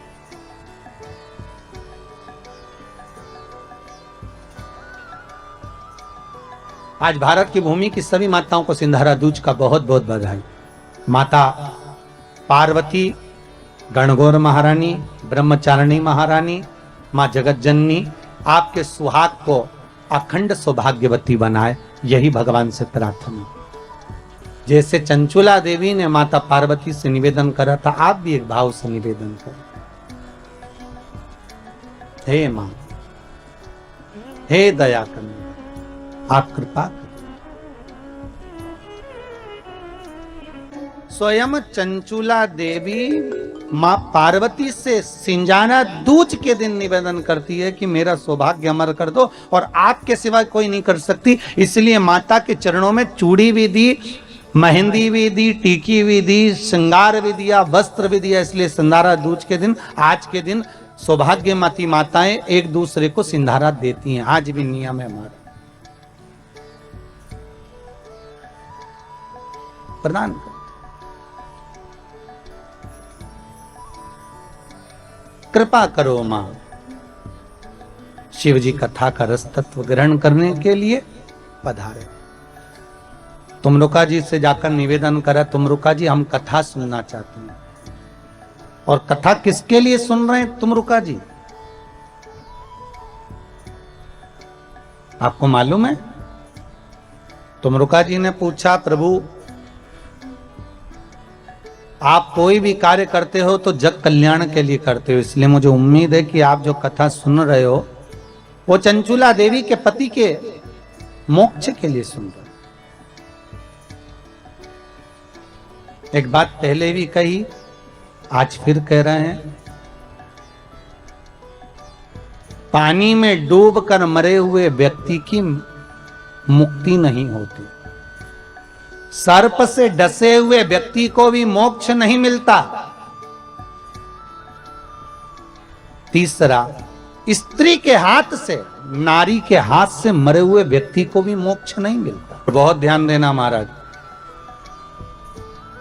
गरुण पुराण, शिव पुराण, स्कंद पुराण, पद्म पुराण, नर्मदा पुराण और लिंग पुराण, इसमें वर्णन किया गया है कि कुंवारी अवस्था में मरे हुए व्यक्ति को भी मोक्ष नहीं मिलता।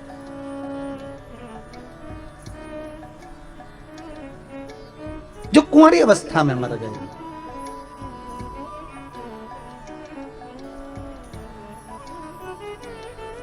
बहुत ध्यान देने वाली कथा है हमारी, बहुत ध्यान देने।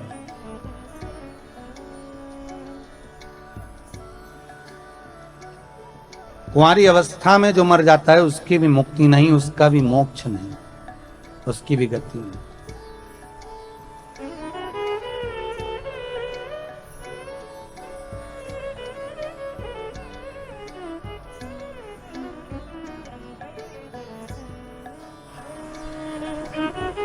पर भागवत जी में आता है कि राजा परीक्षित को सर्प ने डसा था। आता है कि नहीं आता? सांप ने डसा राजा परीक्षित को और उसको मोक्ष मिला। तो पूछा गया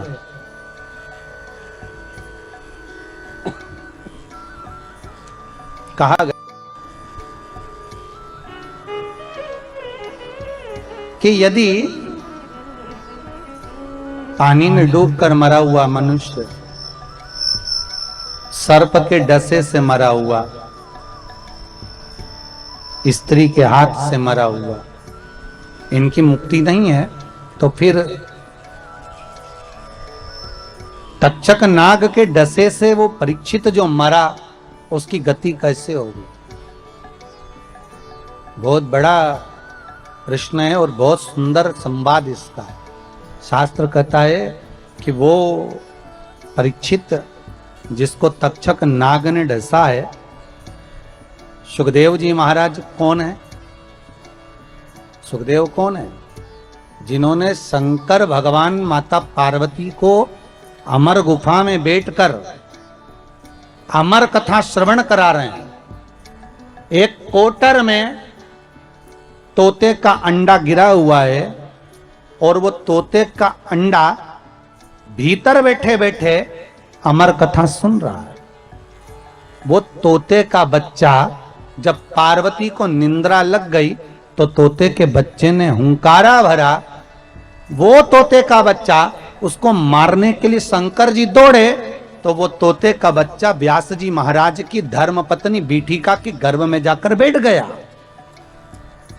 तो तोते का बच्चा जो शुक है, तोते के बच्चे को कहते हैं शुक, और व्यास जी की पत्नी के गर्भ से जन्मा इसलिए कहलाया देव। दोनों को मिला दो तो हो गया शुकदेव। तो वो शुकदेव कोई दूसरा नहीं है। वो शुकदेव कौन है? तो शिव महापुराण की कथा कहती है वही शंकर का एक अंश, वही शिव का एक अंश सुखदेव के रूप में जिसने अमर कथा को श्रवण कर रखा था। वो सुखदेव बैठकर राजा परीक्षित को श्रीमद् भागवत कथा का रसास्वादन करा रहे थे।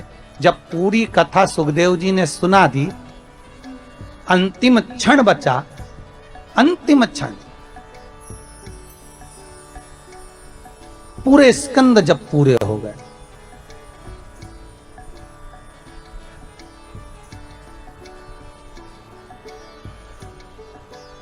श्रीमद् भागवत के जब 18,000 श्लोक पूर्ण हो गए, अंतिम क्षण में राजा को कह दिया सुखदेव जी महाराज ने कि अब सांप आने वाला है, तुझे डसेगा, 7 दिन पूरे हो रहे हैं, जल्दी से गंगा जल से मुझे तिलक कर दो, गंगा रेती का दान कर दो, मैं चले जाऊं। तो परीक्षित ने पूछा कहां जा रहे हो? सुखदेव जी महाराज बोले अब मेरे को जाना होगा क्योंकि सांप आएगा तुझे डसेगा। तो परीक्षित कहते हैं आप गुरु हो, आपने कथा सुनाई है और सांप मुझे डसेगा तो मुझे तकलीफ नहीं होगी?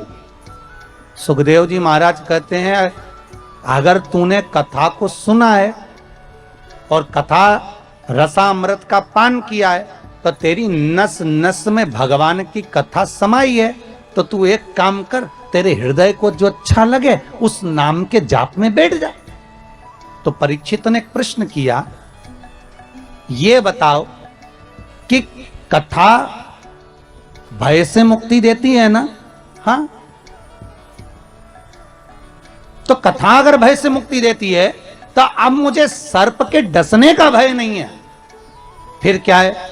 तो भगवान से सुखदेव जी महाराज से राजा परीक्षित कर रहे, बस बात इतनी सी है कि जब वो सर्प का जहर मेरे शरीर में जाएगा तो मेरे शरीर की रोमावली में कृष्ण समाया होगा, क्योंकि मैंने भागवत सुनी है तो मेरे शरीर में कृष्ण बैठा होगा। बस निवेदन इतना है, वो जहर मेरे कृष्ण तक ना पहुंचे, उसको रोकने का कोई उपाय बता दो। तब सुखदेव जी की आंख में जल भर गया और सुखदेव जी ने राजा परीक्षित से कहा कि अब तू शिव का स्मरण करना प्रारंभ कर दे। और परीक्षित के मुख से शंकर का जब नाम निकला, तक्षक डसा पर जहर उस कृष्ण तक पहुंचने नहीं दिया। इसको कहते वात्सल्यता, इसको कहते प्रेम, इसको कहते स्नेह, इसको कहते करुणता, इसको वात्सल्यता, इसको प्रेम, इसको करुणता कहते, इसको स्नेह।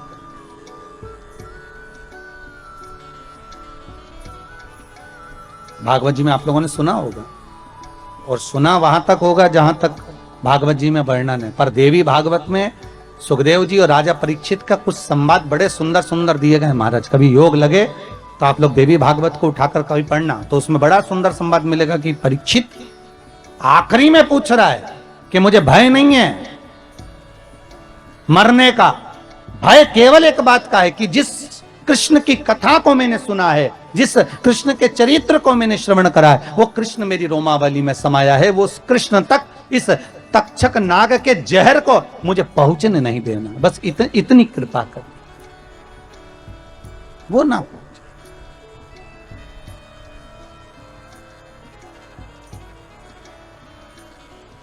ये दया, ये करुणा आप कर दो। शिव महापुराण की कथा कहती है, 3 तरह से मरे हुए व्यक्ति को मोक्ष नहीं। सर्प का डसा, पानी में डूबा, स्त्री के हाथ से मरा,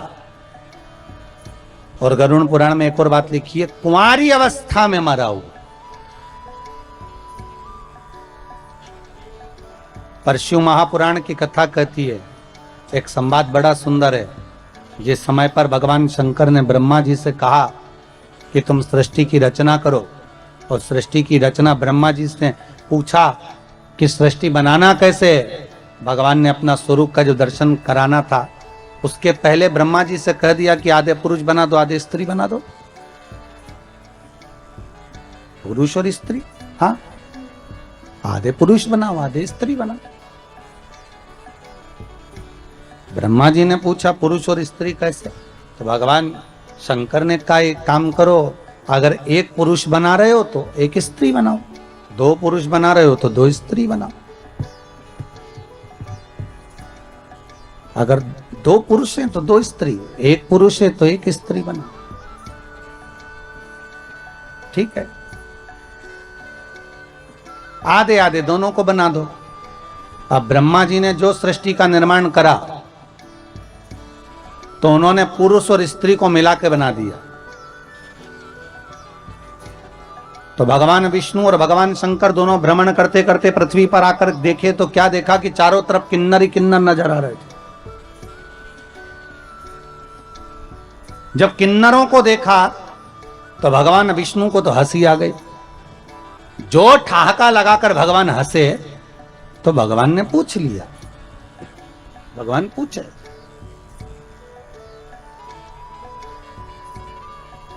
शंकर भगवान ने पूछा क्यों नारायण, क्यों हंस रहे हो? भगवान विष्णु बोले, भोलेनाथ जी आपको हंसी नहीं आ रही? शिव जी ने पूछा किस बात के लिए? ब्रह्मा जी को बोला था कि स्त्री और पुरुष बनाना, इन्होंने क्या बना दिया? पुरुष और स्त्री को मिलाकर किन्नर बना दिया। किन्नर,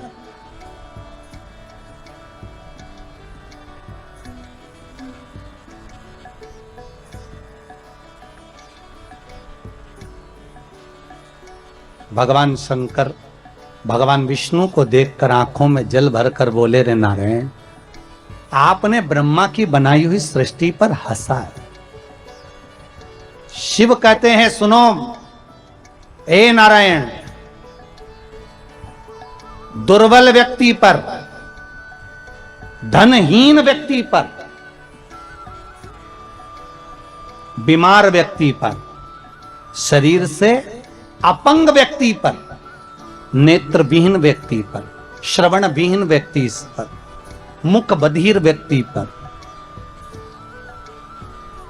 शरीर से कष्ट भोग रहे व्यक्ति पर अगर कोई व्यक्ति हंसता है तो शंकर कहते हैं उस व्यक्ति पर जिस पर हंसा है उसके जैसा एक जन्म उस मनुष्य को लेना पड़ता है। उसके जैसा जिस पर तुम हंसे हो, किसी गूंगे पर, किसी विकलांग पर, हस्तविहीन पर, श्रवणविहीन पर, नेत्रविहीन पर, जिह्वाविहीन पर, वाणी विहीन पर, दुर्बल शरीर से हो, कोई शरीर से ज्यादा तगड़ा हो, कोई शरीर से दुर्बल हो, कोई धन से विहीन हो, उस पर देखकर नहीं हंसना। अरे हो सकता है, हमारे यहां तो शिव महापुराण कथा कहती है कब घोड़े के दिन फिर जाएं ये किसको मालूम है। अब तुम्हें अभी अभी देख लो ना भैया, तुम जाकर प्रतापगढ़ में देखना, इलाहाबाद में देखना, प्रयागराज में देखना, लखनऊ में, कानपुर में, दिल्ली में, मुंबई में, पूना में, जहां जाकर देखना एक से बढ़कर एक शोरूम है कपड़े के। पूरे सूरत में, जोधपुर में, जयपुर में एक से बढ़कर एक कपड़े के बड़े से बड़े शोरूम बने हैं। प्रतापगढ़ में जाकर देखना बड़े बड़े शोरूम बने हैं, हजारों हजारों रुपए के कपड़े उन शोरूमों में टंगे हुए हैं, हजारों रुपए के कपड़े टंगे। पर आज इस कोरोना के 1 साल पहले निकल गया और ये 1.5-2 महीना निकल चले, इस पूरे समय में अंदाजा लगाकर देखना कि वो हजारों का कपड़ा शोरूम में टंगा की टंगा ही रह गया और वो 10 रुपए का मास्क करोड़ों का व्यापार कर कर निकल गया। करोड़ों का व्यापार, एक जरा सा मास्क मात्र 2 रुपए का, 1.5 रुपए का, 5 रुपए का, 10 रुपए का, उसने भारत की भूमि पर करोड़ों का व्यापार कर दिया और वह हजारों रुपए के कपड़े शोरूम में टंगे की टंगे रह गए। कौन पूछता था इन मास्क को? अरे बोलो तो, कौन पूछता था इतने से टुकड़े को, कपड़े को? कौन पूछेगा? कोई नहीं पूछता था। 10 रुपए का मास्क कोई नहीं जानता था, कौन पूछेगा? पर हजारों रुपए के शोरूम में कपड़े टंगे की टंगे रह गए और वो 5 रुपए का, 2 रुपए का, 10 रुपए का मास्क करोड़ों का व्यापार कर कर निकल गया। इसलिए याद रखना, कभी किसी पर हंसना नहीं। शोरूम भरे की भरे रह गए और 2 रुपए का मास्क कर रहे हैं। नारायण, तुम अगर इस ब्रह्मा की बनाई हुई सृष्टि पर, इन किन्नरों पर हंसे हो तो भगवान शंकर ने कह दिया विष्णु तुमको भी पृथ्वी पर जाकर एक बार किन्नर बनना पड़ेगा, तुम्हें भी एक बार किन्नर बनना पड़ेगा। क्यों हंसो किसी पर? कोई विकलांग है क्यों हंसना? कोई हाथ के विहीन है क्यों हंसना? कोई नेत्र के विहीन है, किसी की वाणी शुद्ध नहीं है, किसी की श्रवण शक्ति शुद्ध नहीं है, हो सकता है, क्यों हंसना?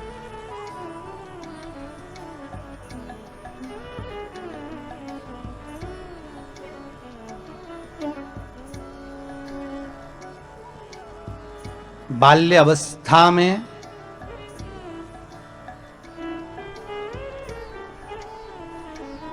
वो द्रौपदी पूर्व समय में एक ब्राह्मण नहाने के लिए गंगा जी में गया, उसका अंग वस्त्र सहेलियों ने मिलकर, द्रौपदी ने मिलकर उस अंग वस्त्र को मात्र छुपा दिया और संत ढूंढता रह गया उस तन के छोटे से टुकड़े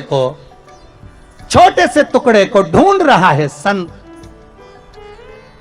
और सखियां द्रौपदी के साथ उस संत के लिए हंस रही हैं कि वो वस्त्र कैसे ढूंढ रहा है। संत के मुख से निकल गया, जिसने मेरा ये वस्त्र चुराया है, कहीं ले जाकर फेंका है, बहुत समय के बाद ये वस्त्र मुझे वापस मिला है, किसी ने मेरे साथ छल किया है, यही वस्त्र का छल जिसने करा है मेरे साथ उसके साथ भी किया जाएगा। एक संत के मुख से निकली हुई वाणी को वो द्रौपदी को झेलना पड़ा और पांडव बैठे की बैठे रह गए और वो कौरव, वो दुशासन चीर खींचता रहा, कोई नहीं बचा पाया। तब द्रौपदी की आंख में जल भर गया, गुरु द्रोणाचार्य के सामने जाकर खड़ी हो गई, गुरुजी आपने मुझे गुरु मंत्र दिया है, आज मैं नग्न हो रही हूं, आप बचाओगे नहीं? तो गुरु द्रोणाचार्य ने कहा, द्रौपदी तू भी ज्ञानवान है, तूने कृष्ण का अनुमोदन करा है, कृष्ण को भाई माना है, ध्यान लगा कर देख कि कर्म कौन सा करा था जिसके कारण आज तेरा चीर तेरे सामने खींचा जा रहा है। द्रौपदी ने हाथ ऊंचे करे, भगवान को पुकार रही है और ध्यान लगाकर देख रही है कि मेरा कर्म कौन सा था जिसके कारण आज मेरा चीर खींचा जा रहा है। दुनिया के लोगों को जब तकलीफ आती है, पत्रिका में दोष देखते हैं, वास्तु का दोष देखते हैं, ग्रह का दोष देखते हैं, परिवार में दोष देखते हैं, पर दुनिया के लोग अपने अंदर का दोष नहीं देखते कि तुमने कर्म क्या करा था जो आज भोग रहे हो। क्या कर्म करा है? द्रौपदी ने हाथ ऊंचे करे, पुकारा भगवान को, प्रभु मैंने कर्म क्या, और ध्यान लगाकर देखा कि एक संत का अपमान हो गया था, उसका अंग वस्त्र मैंने छुपा दिया था, इसलिए आज मेरा भी ये चीर खींचा जा रहा है। मैंने उसको नग्न अवस्था में छोड़ा था, इसलिए आज मेरा भी ये शरीर पर से वस्त्र जा रहा है। तब द्रौपदी ने कहा, अब मेरे कर्म के भाग को कोई काट सकता है तो भगवान काट सकता है। आपसे भी कहते हैं, अगर दुख आया, तकलीफ आई, कष्ट आया, बीमारी आई, रोग आ गया, मालूम पड़े कोरोना जैसी महामारी भी आपको सता रही है, डॉक्टर अपना काम कर रहे हैं, आप अपना काम करो और भगवान का भजन करो, जिससे ये कर्म का खेल थोड़ा सा कट जाए। हमारा जो भोग है कर्म का, ये थोड़ा कटे और भोलेनाथ हमको स्वस्थ करे। उस बाबा से विनती करते रहे, श्री शिवाय नमस्तुभ्यम का जाप, ओम नमः शिवाय करें, चाहे महामृत्युंजय का जाप करें, पर जपें, उसके जपने से तुम्हारा काल तुमसे दूर तो हो ही जाएगा। शिव का स्मरण। ए नारायण, तुम किन्नरों पर हंसे हो इसलिए तुम्हें किन्नर बनना पड़ेगा। और आया समय जब द्वापर में भगवान कृष्ण आए, द्वापर में जब कृष्ण, कौरव और पांडवों का युद्ध होना,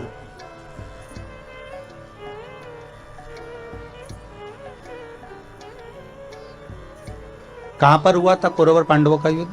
कुरुक्षेत्र की भूमि। कौन सी भूमि है? कुरुक्षेत्र की भूमि। कहा? हस्तिनापुर। हस्तिनापुर मतलब दिल्ली। हस्तिनापुर से युद्ध लड़ने के लिए भगवान कुरुक्षेत्र गए। क्यों भैया? हस्तिनापुर में युद्ध क्यों नहीं लड़ा? क्या हस्तिनापुर में जगह नहीं थी युद्ध लड़ने के लिए? थी। और भगवान कृष्ण विचार करते हैं कि युद्ध के लिए भूमि वो होना चाहिए जिस भूमि पर एक दूसरे को मारने और काटने के लिए तैयार खड़े हो। कोई कोई जगह ऐसी होती है जहां पर भगवान का भजन होता है, कोई कोई किराए का घर भी ऐसा होता है जिस घर में बैठकर भगवान का भजन करने का आनंद आता है, कोई कोई घर ऐसा होता है जिसमें भगवान की भक्ति का आनंद आता है, कोई कोई घर ऐसा होता है जहां कथा का आनंद आता है, कोई कोई जगह ऐसी होती है जहां पर भगवत चर्चा का आनंद आता है, और कोई कोई जगह ऐसी होती है कि 2 मिनट माला पकड़ के बैठो और क्लेश मच जाता। थोड़ी देर कटोरी पड़ी, उसके पीछे विवाद, पानी गिर गया उसके पीछे विवाद, जरा जरा सी बात में विवाद और विवाद चालू हो जाता है, बीमारियां चालू हो जाती है, रोग चालू हो जाता है। तो समझ लेना चाहिए इस भूमि का दोष है। श्रवण कुमार अपने माता पिता को लेकर कंधे पर कांवड़ में रखकर तीर्थ कराने चले। कंधे पर माता पिता को लेकर श्रवण कुमार तीर्थ कराने जा रहे हैं अपने माता पिता को लेकर,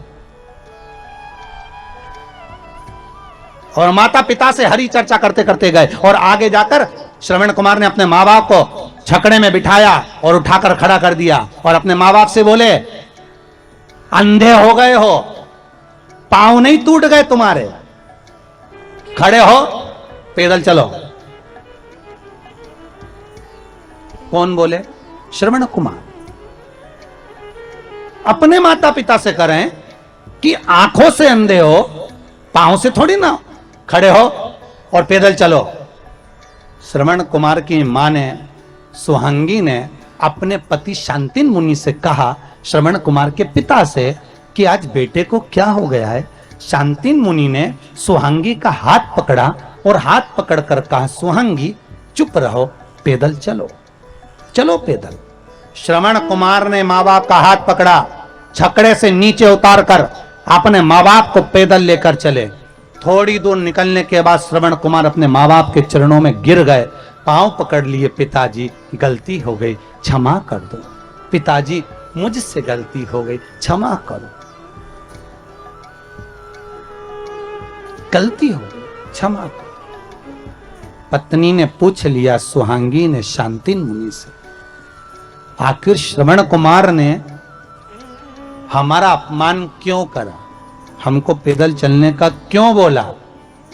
शांतिन मुनि बोले, सुहांगी जिस गांव में से निकलकर हम जा रहे हैं ना, ये गांव की जो जगह है ना, ये मय दानव राक्षस की है। मय दानव राक्षस ने इस गांव की जमीन के नीचे ब्राह्मणों को मार मार कर उनके शवों को दबा दिया, उनका रक्त पीता है। अच्छा, ये उस मैदानों की जमीन है। इतना गुस्सा करता था, मैदानों ब्राह्मणों को नष्ट कर देता था। ये मैदानों की भूमि पर जब तक श्रवण कुमार हमें लेकर चल रहा था, उसी भूमि का प्रताप ऐसा था कि श्रवण कुमार की बुद्धि बदल गई और उसने हमसे अपशब्द कह दिया। ये भूमि का दोष होता है, किसी किसी भूमि पर भगवान का भजन हो जाता है, किसी किसी भूमि पर लोगों से पाप हो जाता है। जिस भूमि पर पाप हो रहा है, समझ लेना ये भूमि का कोई दोष है जो अच्छा काम नहीं हो पा, भूमि का दोष।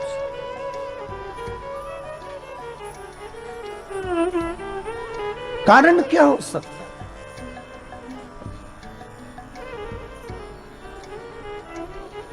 पाप थोड़ी देर का होता है, भोगना बहुत पड़ता है।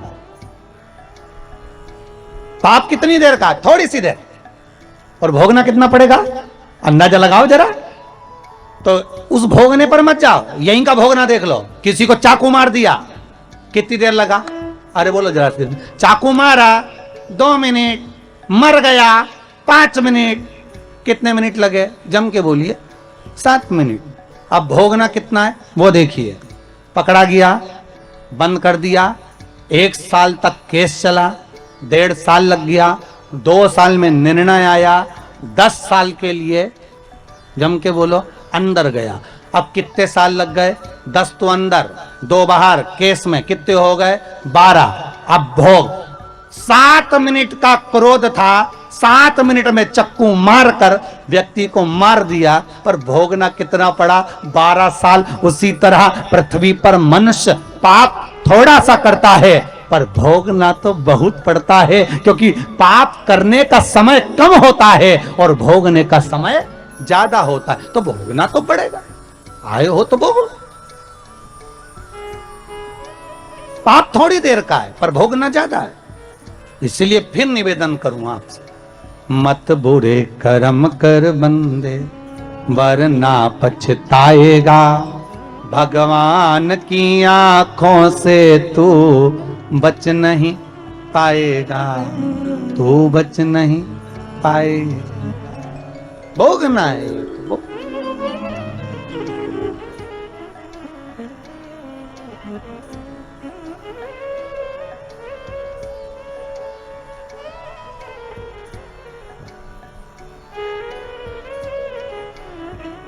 इसलिए भगवान से कहा करो, कभी कभी मौका मिल जाए और भगवान से कहने का जब समय मिले तो उससे निवेदन कर सकते कि हे प्रभु ऐसी कृपा करना कि शरीर से किसी को कष्ट ना,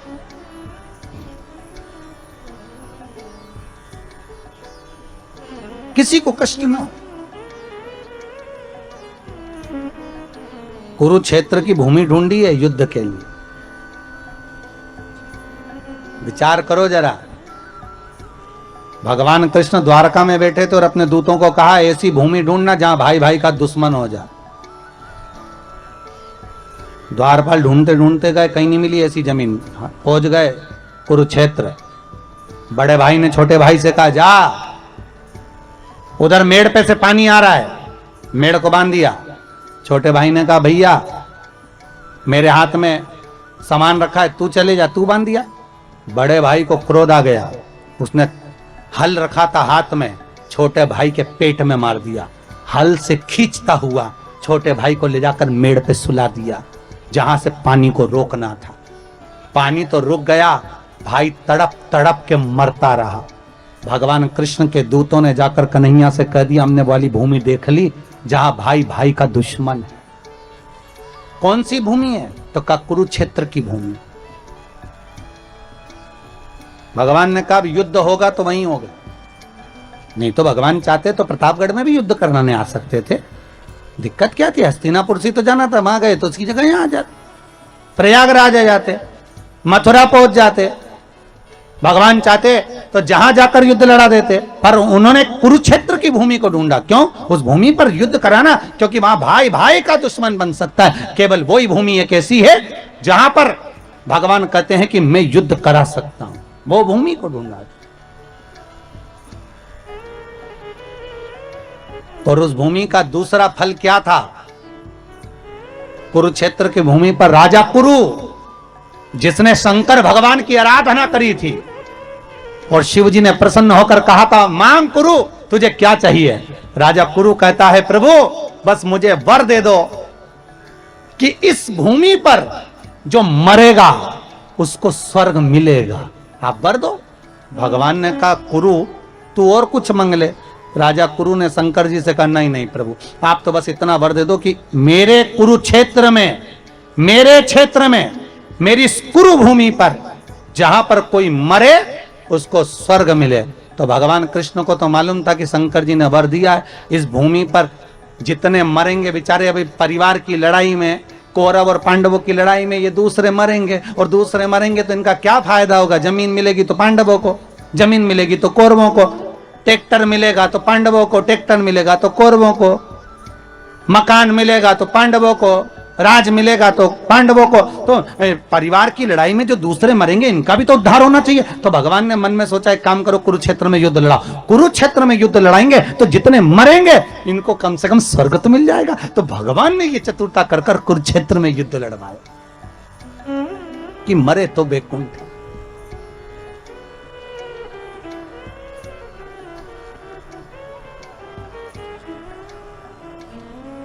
मिले। आपसे भी निवेदन है, केवल अपने लिए अच्छा ना सोचें। हमारा तो निवेदन है रोज भगवान से निवेदन करें, तो भगवान से यही प्रार्थना करें भगवान हे पूर्ण परमात्मा विश्व बने धर्मात्मा, एक यही बस प्रार्थना, एक यही बस प्रार्थना, दुखी ना हो कोई आत्मा, हे पूर्ण परमात्मा, सुखी रहे सब आत्मा, हे पूर्ण परमात्मा। भगवान से प्रार्थना करो। नवरात्रि चल रहे हैं, आद्य शक्ति जगदम्बा की आराधना कर रहे हो तो मां जगत जननी से निवेदन करो कि हे मां पूरे परिवार का कल्याण कर, और परिवार के साथ पूरे नगर का, पूरे देश का कल्याण कर। ऐसी कृपा करो, ऐसी करुणा।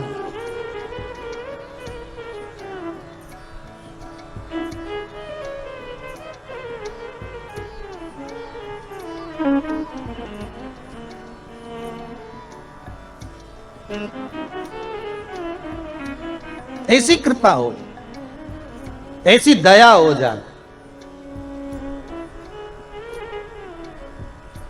हे नारायण, तुमको भी पृथ्वी पर जाकर किन्नर बनना पड़ेगा। भगवान बने। द्वापर आया, कौरव और पांडवों का युद्ध हो रहा है। कुरुक्षेत्र की भूमि पर युद्ध मैदान में चंडी देवी आकर खड़ी हो गई और चंडी ने कहा, ए कौरव और पांडव, युद्ध एक शर्त पर होगा, पहले मेरे लिए बलि चढ़ाओ। अपने अपने परिवार के एक एक व्यक्ति की बलि चाहिए। पांडव अपने भाइयों में से एक की बलि दे दे और कौरव अपने भाइयों में से एक की बलि दे दे। कौरव तो खुश हो गए कि हम 100 में से एक बलि चढ़ गए, 99 बचेंगे। ये ले दे के 5, एक मर गए तो 4 ही बचेंगे। अब ये वही वाली बात आ गई ना, तेरा क्या होगा रे कालिया। अब ले दे के तो 4 बचे, अब 5 में से एक गया तो 4 ही बचे ना। है क्या करें। भगवान कृष्ण के पास खबर गई, कृष्ण के पास जैसी सूचना गई, भगवान कृष्ण ने अर्जुन को बुलाया। अर्जुन इधर आ। अर्जुन बोले, हाँ प्रभु, कल बलि चढ़ना है। अर्जुन याद कर, तो द्रौपदी को लेकर आया था। हाँ, फिर तेरी माता ने क्या कहा था कुंती ने? मेरी माता कुंती ने कहा था 5 बांट लो। फिर मैंने द्रौपदी से कहा था तुम्हें 5 पतियों की पत्नी बनना पड़ेगा। फिर द्रौपदी ने कहा बनने को तैयार हूं, पर शर्त एक है, एक एक पति के साथ में 1-1 वर्ष तक रहूंगी। मेरे पति के कमरे में अगर कोई दूसरा पति आ गया तो उसको 5 साल के लिए बन जाना पड़ेगा। अगर मंजूर हो तो मैं तुम्हें 5 पतियों की पत्नी बनने को तैयार हूं। फिर सब अच्छा चल रहा था। भीम के साथ में द्रौपदी रह रही थी। पांडवों की 1-1 वर्ष के साथ में द्रौपदी को रहना था।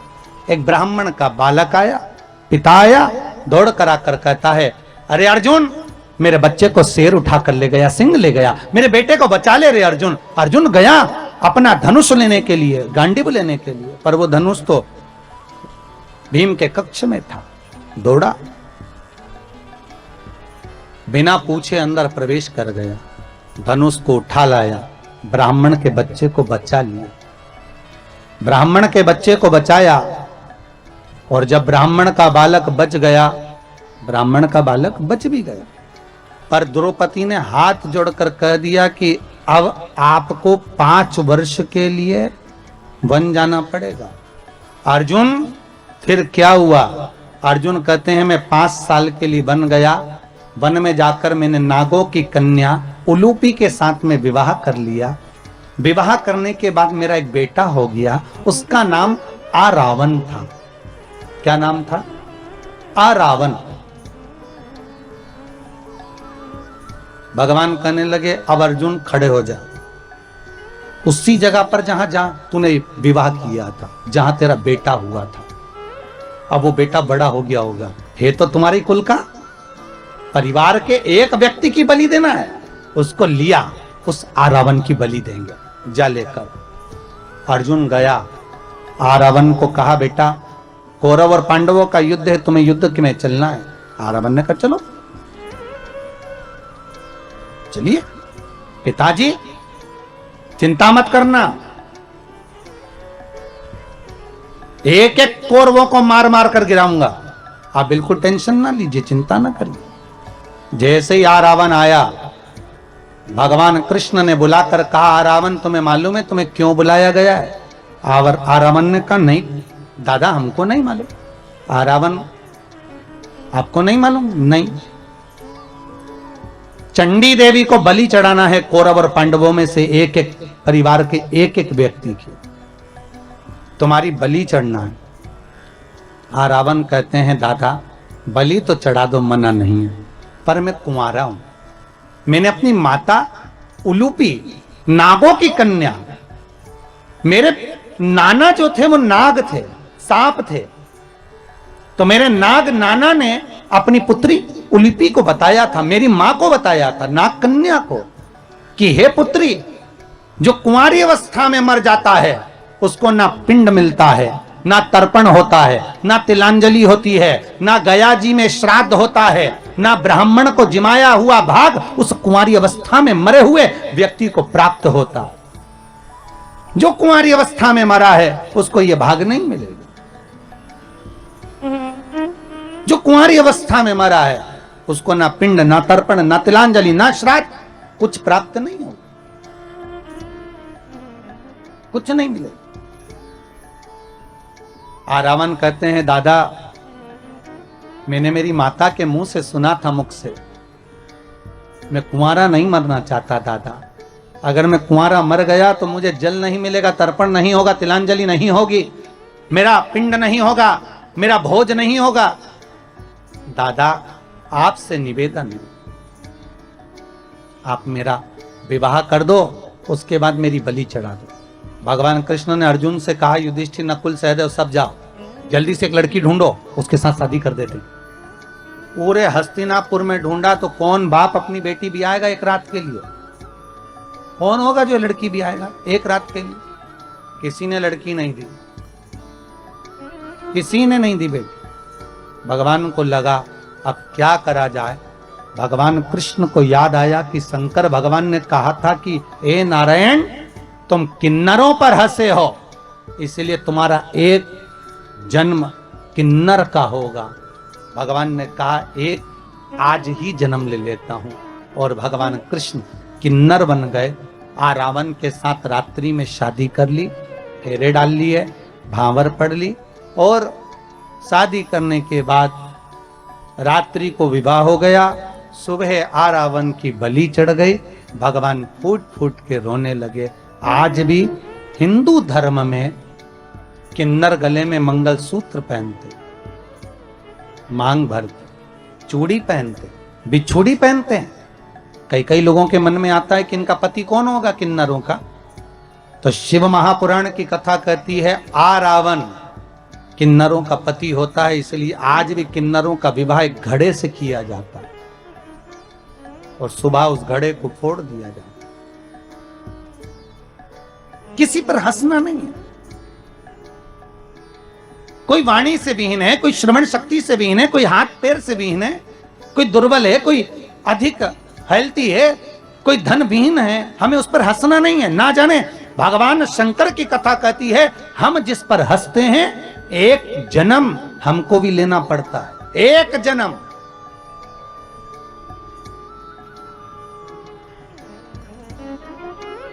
अरे ये कोरोना महामारी में देख लो जी, जब आपके आसपास में पिछले साल की कथा जरा निकाल कर देखिए, पिछले वर्ष को जरा निकाल कर देखो। जब कोरोना में कोई आसपास के मोहल्ले में, कॉलोनी में जरा सा किसी को कोरोना होता था, एम्बुलेंस दौड़ कर आती थी, बहुत सारे लोग इकट्ठे होकर उसको लेकर जाते थे, और पूरे मोहल्ले के लोग देखकर हरे राम कुछ हंसते थे, कुछ मुस्कुराते थे, कोई विचार करते थे, देखो वो चले गया। कई लोगों ने कमेंट्स भी करे, ऐसा कर्म किया होगा, ऐसा किया होगा। तो कई लोगों के मन में भाव आया। अब वही कोरोना पलट कर वापिस आ गया, और ये दिखाने के लिए आया है कि हंसना मत ही, ये दिखाने के लिए आया है कि किसी पर उंगली मत उठाना, ये दिखाने के लिए आया है कि किसी पर कमेंट्स मत करना, किसी को अपशब्द मत करना, किसी को ताने मत देना। अरे भारत की भूमि पर इतना नाजुक समय चल रहा है साहब, इस नाजुक समय में दुनिया के लोगों को तुम्हारे धन की नहीं, इस नाजुक समय में तुम्हारे द्वारा अच्छी वाणी की, प्रेम के शब्द की जरूरत है। जो बीमार पड़े हैं उनको फोन लगाकर बात तो कर लो और कह दो मत घबराना भाई, ऐसी कोरोना बीमारी तो चलती रहेगी, घबराना मत ही, हम बैठे हैं, चिंता मत करना, ठीक होकर वापिस आएगा, ठीक होकर वापिस आएगा। अमेरिका में एक व्यक्ति को फांसी की सजा हो रही थी, तो फांसी की सजा होने से पहले मेजर ने कहा एक काम करो, अब की बार फांसी की सजा चेंज करी जाए। क्या? एक जहरीले सांप से इस व्यक्ति को कटवा कर मरवाया जाए, फांसी की सजा नहीं दी जाए। दूसरे दिन कुर्सी पर बिठाया, आंखों पर पट्टी बांध दी, और सांप की जगह 2 पिन उस व्यक्ति के पांव में चुभा दी। जैसे चुभाई वो व्यक्ति मर गया, उसके मुख से फेन निकल गया। वैज्ञानिकों ने रिसर्च करा, आखिर ये हुआ क्या। मेडिकल साइंस ने जानना चाहा, सांप तो काटा नहीं तो मरा कैसे, इसके शरीर में सांप का जहर आया कैसे। तो रिसर्च में निकला कि वो भय सांप का अंदर से इतना हो गया था कि मात्र पिन चुभने से भी लग गया कि सांप डस गया और वो शरीर में जहर बन गया और वो मर गया। तो आज के समय में दुनिया के लोगों को समझाओ कि मुख पर मास्क लगाएं, हाथ धोएं, सोशल डिस्टेंसिंग का पालन करें, पर घबराएं नहीं।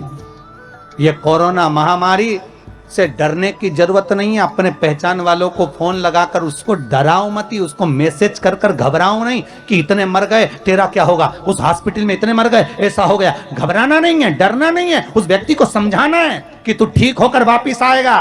शंकर पर विश्वास रख, श्री शिवाय नमस्तुभ्याम का जाप कर और उस शंकर को याद कर जो कालो कभी काल महाकाल है, उसको हर पल याद करते रहे।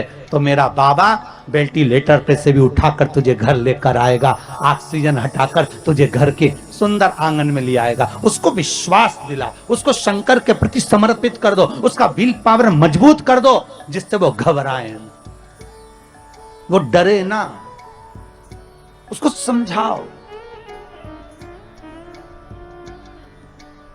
इतना डरा दे रहे हैं, शमशान में जगह नहीं है, मुर्दे कैसे जल रहे हैं, क्या कर रहे हैं, लोगों को इतना डरा दिया कि हर व्यक्ति को सर्दी जुकाम भी हो रहा है तो टेंशन लेके घर में ही डराओ। स्मरण, मेरे शंभु, मेरे त्रिकालदर्शी, मेरे कैलाशी, मेरे शिव, मेरा ओघड़ी, मेरा दातार, मेरा दयालु, मेरा शंकर, स्मरण करने वाला मेरा बाबा, मेरा शंकर, स्मरण कर, उसकी कृपा है। महाराज, कर्मों का भोग है, भोगना तो पड़ेगा, भोगना पड़ेगा। बस इतना ध्यान जरूर रखो कि इस शरीर के द्वारा, इस मन के द्वारा, इस वाणी के द्वारा किसी का अपमान ना हो, किसी को अपशब्द ना कहा जाए, किसी के दिल को कोई ठेस ना पहुंचे। बहुत नाजुक समय है, सबके लिए मीठा बोलिए, सबका सम्मान करिए, आदर करिए, सत्कार करिए, किसी के लिए अपमानजनक शब्द ना बोलिए, किसी पर हंसिए नहीं, किसी को ये ना कहिए कि कर्म हो गया, जो जिसके लिखा है भाग्य में जो होगा। आप किसी का भाग्य लिखने वाले नहीं।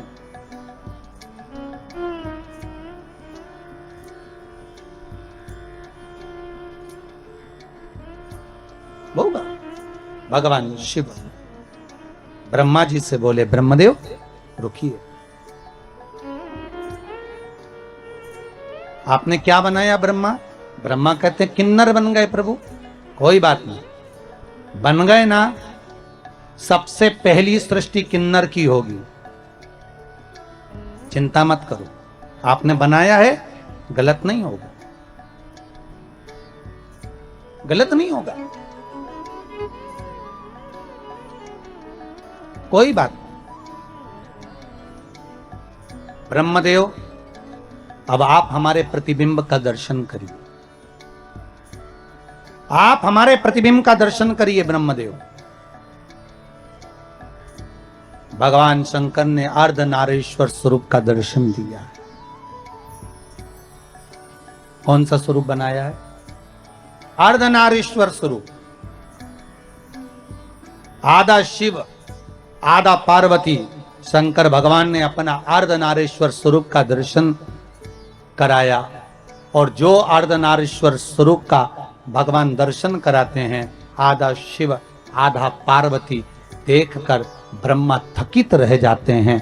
और ब्रह्मा भगवान शिव का जो स्वरूप देखा है, ब्रह्मदेव की आंखों से जल निरंतर बह रहा, जल निरंतर। पधारी अर्धनारीश्वर, जल निरंतर बह रहा।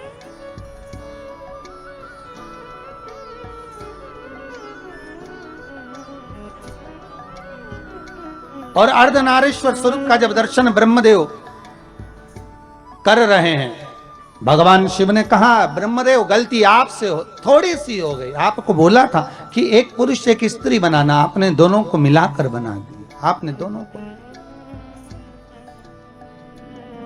को करा दर्शन अर्धनारीश्वर भगवान का। एक बार भाव से दोनों हाथ उठाकर हर हर महादेव। आज अपन ने भगवान अर्धनारीश्वर स्वरूप का दर्शन किया है भाव भक्ति से, आनंद के साथ। कल कथा में भगवान शिव के मंगल विवाह का भी दर्शन करेंगे। कल अपन भगवान के मंगल विवाह की ओर भी आगे बढ़ेंगे। एक बार जोरदार ताली बजाएं अर्धनारीश्वर भगवान के लिए। बोल अर्धनारीश्वर भगवान की जय। भगवान अर्धनारीश्वर स्वरूप का दर्शन भगवान, यजमान अर्धनारीश्वर भगवान का पूजन करेंगे अभी भाव भक्ति से।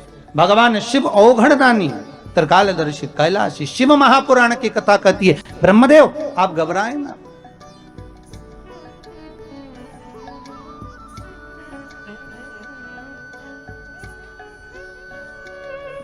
आप घबराएं ना। हे ब्रह्मदेव, बस इतना ध्यान रखें कि आपने सृष्टि का जो निर्माण किया है वो गलत नहीं किया, आपने जो बनाया वो बना दिया। सबसे पहली सृष्टि है किन्नरों की, सबसे पहली सृष्टि किन्नरों की। इसलिए आज भी हमारे यहाँ कोई शुभ कार्य होता है, अच्छा कार्य होता है, तो उस शुभ कार्य में किन्नरों को बुलाया जाता है, उनको नेक निछावर दी जाती है। महाराज नेक निछावर उनको दी जाती, आज भी देते हैं। तो ब्रह्मदेव ने सृष्टि का निर्माण किया। समय आया फिर आपसे निवेदन करें भाव भक्ति से शिव उपासना। कल आपको कथा में कहा था शंकर का अनुमोदन, शिव का स्मरण, शिव का किया गया भजन। शिव महापुराण की कथा कहती है कि कुंवारी अवस्था में अगर कोई मर भी गया है तो शिव महापुराण की कथा श्रवण कर लेने पर, फिर वही वाली बात आ गई जो कल कथा में कही थी कि आप कभी मौका मिले तो पुराणों को उठाकर देखना, उसमें मिलेगा। और पुराण उठाकर नहीं दे सकते तो उज्जैन के ऋण मुक्तेश्वर मंदिर पर जाकर पढ़ना, वहां लिखा मिलेगा कि शिव महापुराण की कथा 71 पीढ़ी को तार देती है। उसका साधन, उसका साध्यता, उसका आनंदता यही वर्णन कर, उसका आनंद यही वर्णन।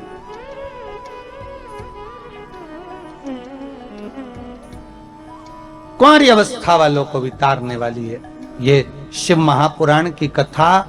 हम तो कहते हैं जो माताएं श्रवण करती हैं ना, इनके गर्भ में अगर कोई बच्चा कुंवारी अवस्था में मर गया हो, शांत हो गया हो, परिवार में माई के पक्ष में ससुराल पक्ष में कोई कुंवारी अवस्था में 2 महीना 4 महीना 6 महीना 8 महीने का गर्भ चले गया हो, कोई कुंवारी अवस्था में मर गया हो, शिव महापुराण की कथा कहती है जो कथा सुनकर जाते हैं उनके शरीर की तरंग से भी, उनके शरीर की तरंग से भी महाराज उस वातावरण से भी जो कुंवारी अवस्था में मरे होते हैं उनको भी पिंड मिलना प्रारंभ हो जाता है, उनका भी तर्पण प्रारंभ हो जाता है, उनको भी मोक्ष मिल जाता है। ये वो शिव महापुराण की बड़ी ही पावन, बड़ी आनंद ऐसी पावन भगवान भूत भावन भूतेश्वर भगवान शंकर की आनंदमय कथा बघेल परिवार द्वारा यहाँ चल रही है भाव भक्ति से। आज कथा का द्वितीय दिवस यहाँ पर आनंद के साथ में विराम ले रहा है। भाव भक्ति से एक बार दोनों हाथ उठाकर हर हर महादेव, हर हर महादेव, हर हर महादेव, हर